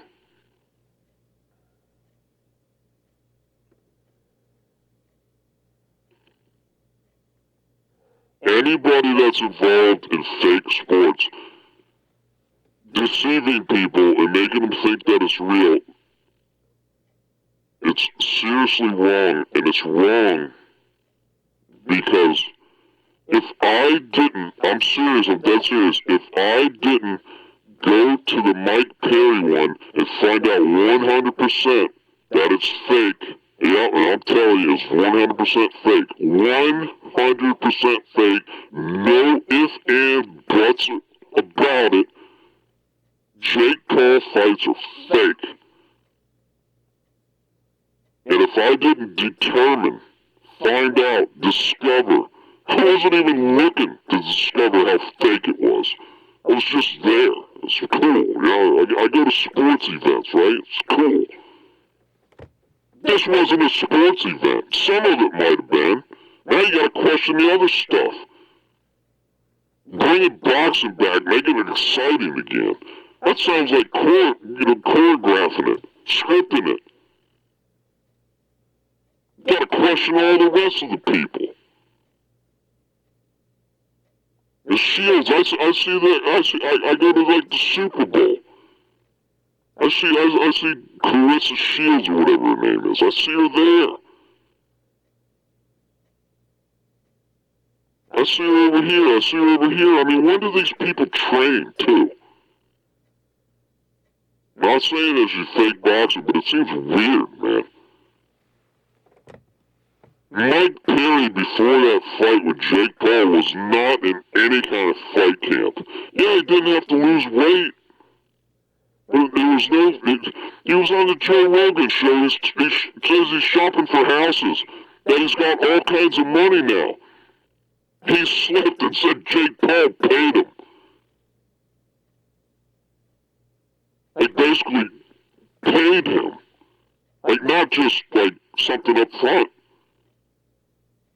Mike Perry, like 3 weeks before the Jake Paul fight, said that he got paid a large sum of money and he's going to go house shopping. And him and his wife were out in Vegas, just shopping. For jewelry, clothes, and everything like that. Wouldn't he be in a fight camp? Mike Fake Boxing Perry. And now, you got a fake boxer boxing in your bare knuckle organization.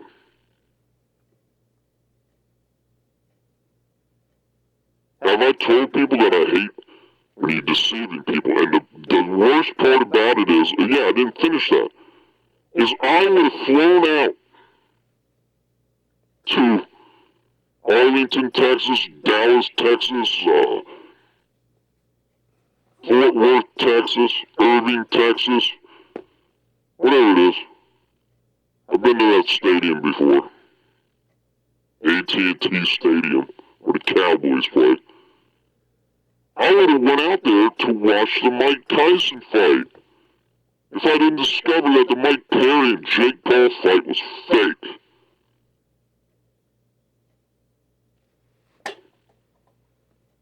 Good thing. And the thing, I would have, let's see, at least 2 round-trip tickets. I wouldn't have bet any money on it. Then you get hotel for what, 3 nights? Bunch of partying, drinking. And if I had a job, I'd have to take off from my job maybe at least, what, 1 day, maybe 2. And then the people that gamble, you know, some people put $1,000 down, $5,000, $10,000. You're putting money down on a fake fight, and you don't know that it's fake.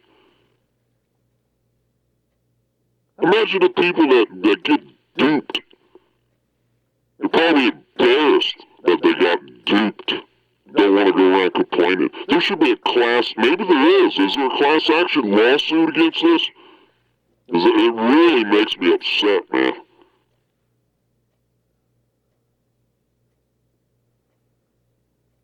And don't, listen to me. Any NFL fans out there, basketball already got it, but basketball wasn't, I gotta watch what I say here. Basketball was not in on it. There were some referees that were in on trying their best to help out on the desired outcome of the game, you know, who wins or who loses. I talked to a guy who won a Super Bowl not too long ago.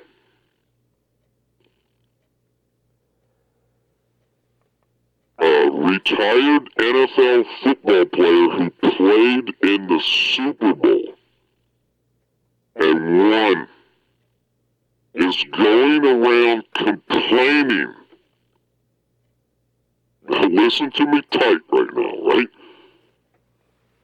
There's a guy who comes up to me, right? Because I meet a lot of people.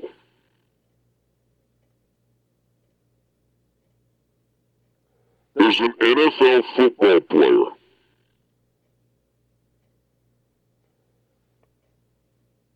His team went on and won the Super Bowl.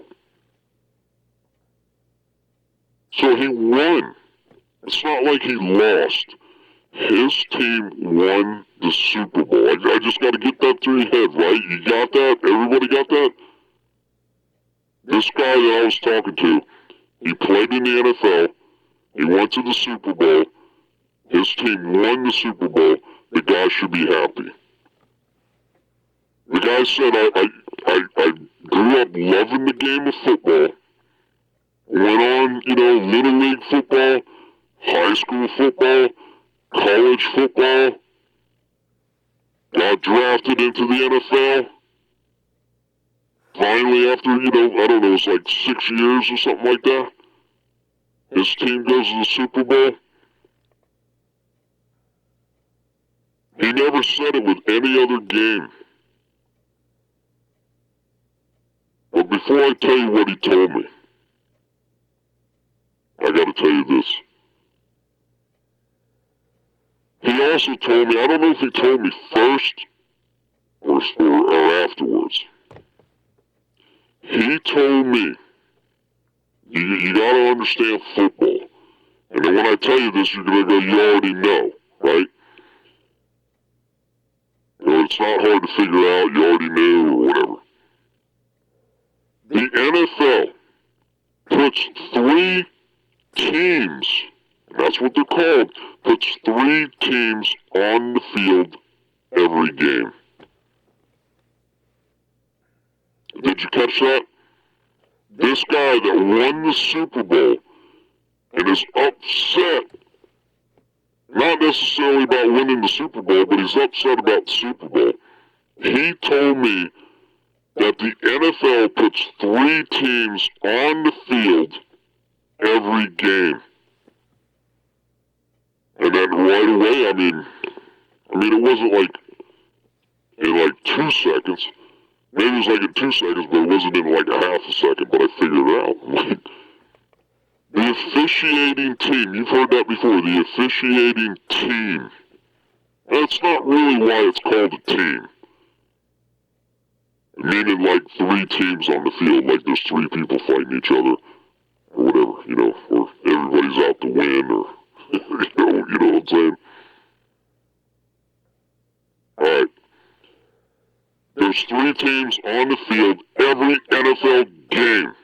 This guy that was on the NFL team, and his NFL team went to the Super Bowl, and before they went out on the field for the Super Bowl, his team was told that they are going to win the Super Bowl. Simon Feck, 1 foot cock. You heard it here. That's right. I don't watch football anymore. Let me explain this again. Talking about starting out with Mike Perry. I was doing this thing here, whatever like that. I got hooked on Mike Perry because Mike Perry's a fake boxer. Deceiving people, man. People put their hard-earned money down on, As a matter of fact, I could have, earlier, when the weigh-ins and the fake weigh-ins, I could have been in Orlando doing something in real sports. You duped me, man. Okay? I didn't lose money. I didn't lose anything other than this is fake.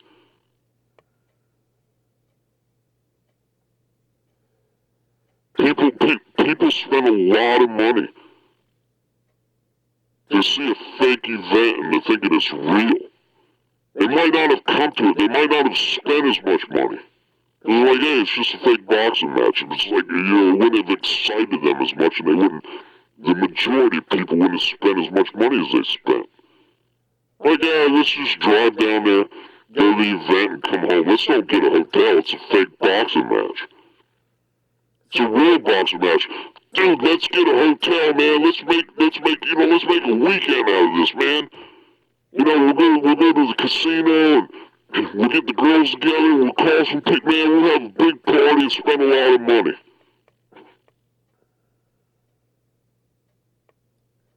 Let's go back over the NFL thing again.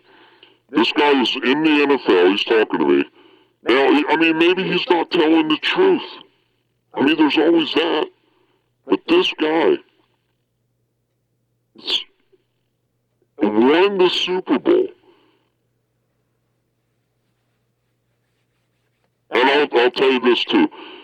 He won the Super Bowl and he was the MVP of the Super Bowl and he's freaking complaining about it. It's pretty easy to rig a boxing match when you have Mike Perry that figures out, dude, I'll just keep my arms down because there ain't no other way you're going to beat me, dude. So I'll just keep my arms down.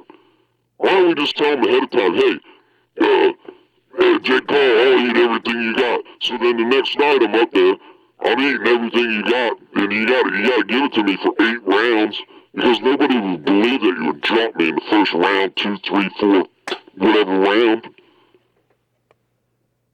So I'll just keep my arms down.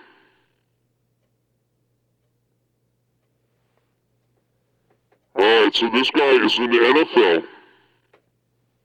His team is in the Super Bowl.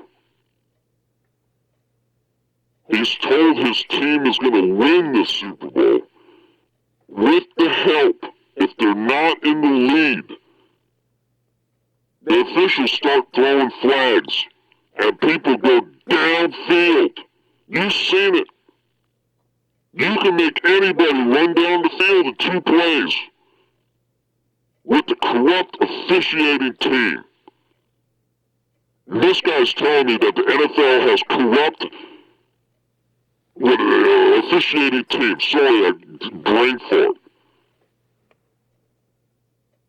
An MVP of the Super Bowl.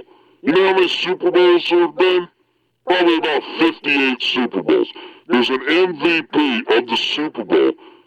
He's telling me that he's disgusted with the NFL because he was told ahead of time that his team was going to win the Super Bowl because there's a storyline behind it. Before they went out on the field. Now Vegas is tied in on this. Vegas don't want to hear none of this. It's funny that Vegas has something to do with it. Like, supposedly people can bet on the Jake Paul thing. I guess it's not fake if they're out there really boxing. But when your buddy says, hey, I'll pay you more if the fight goes all 10 and I win.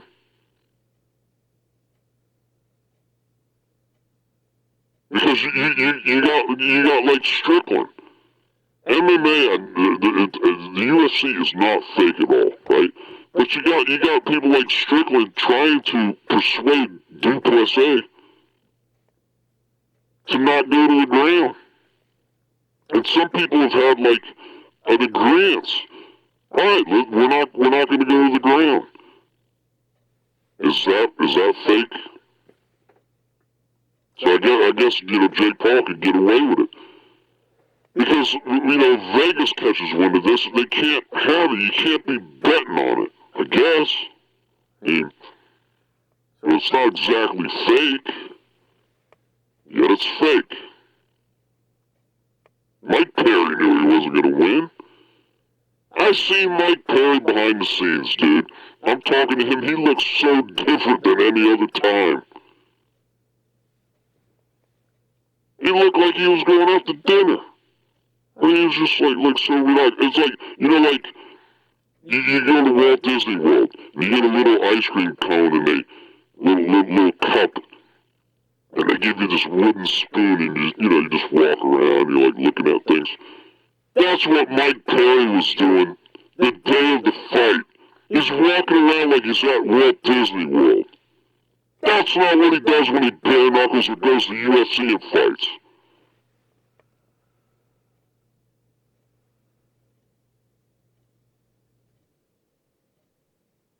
My friend was so upset. He spent his whole life, yeah, he made good money, had a lot of good times and everything.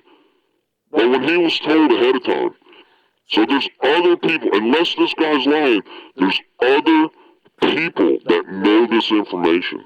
Especially, well, he was team captain too, right? So,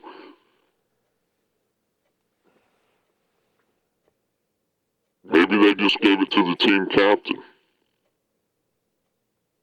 Maybe only a couple people knew. But he was very upset. He finally got to the Super Bowl, and he was told by officiating team, an officiator, that they were going to win the Super Bowl before they even stepped out on the field. And they won.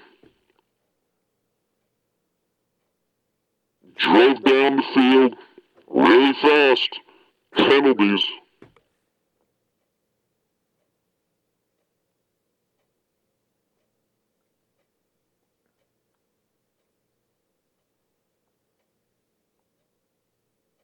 The UFC, these Apex cards are boring. But it's hard to go backwards now, you know? Should have never added all this stuff.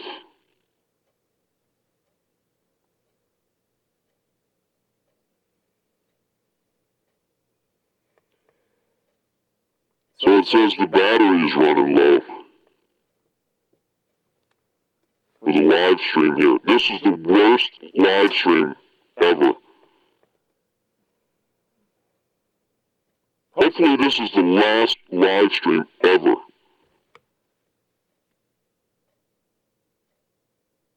Battery's running low. Maybe I should run low.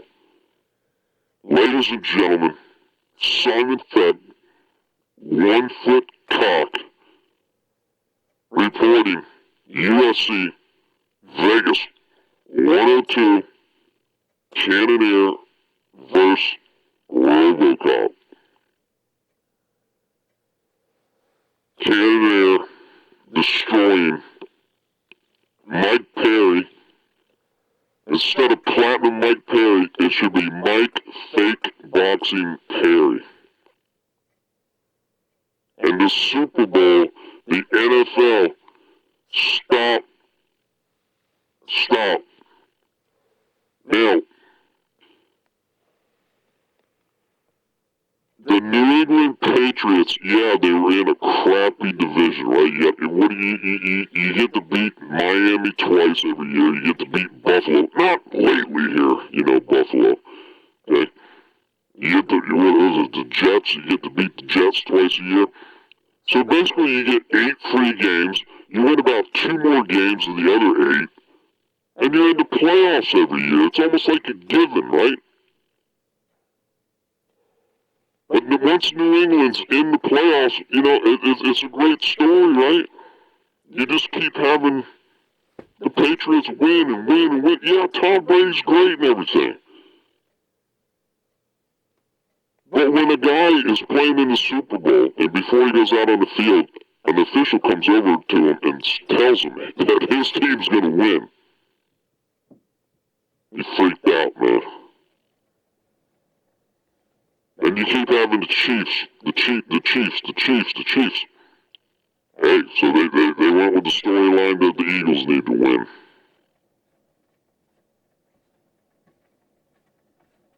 It's sad, man. I've been reporting on a lot of this stuff and the stuff that I learned. The sports, they're they're not as wholesome as you would want them to be, I would say. It's just having like a crap card like tonight, man. It's depressing. Simon Fed 1 foot cock.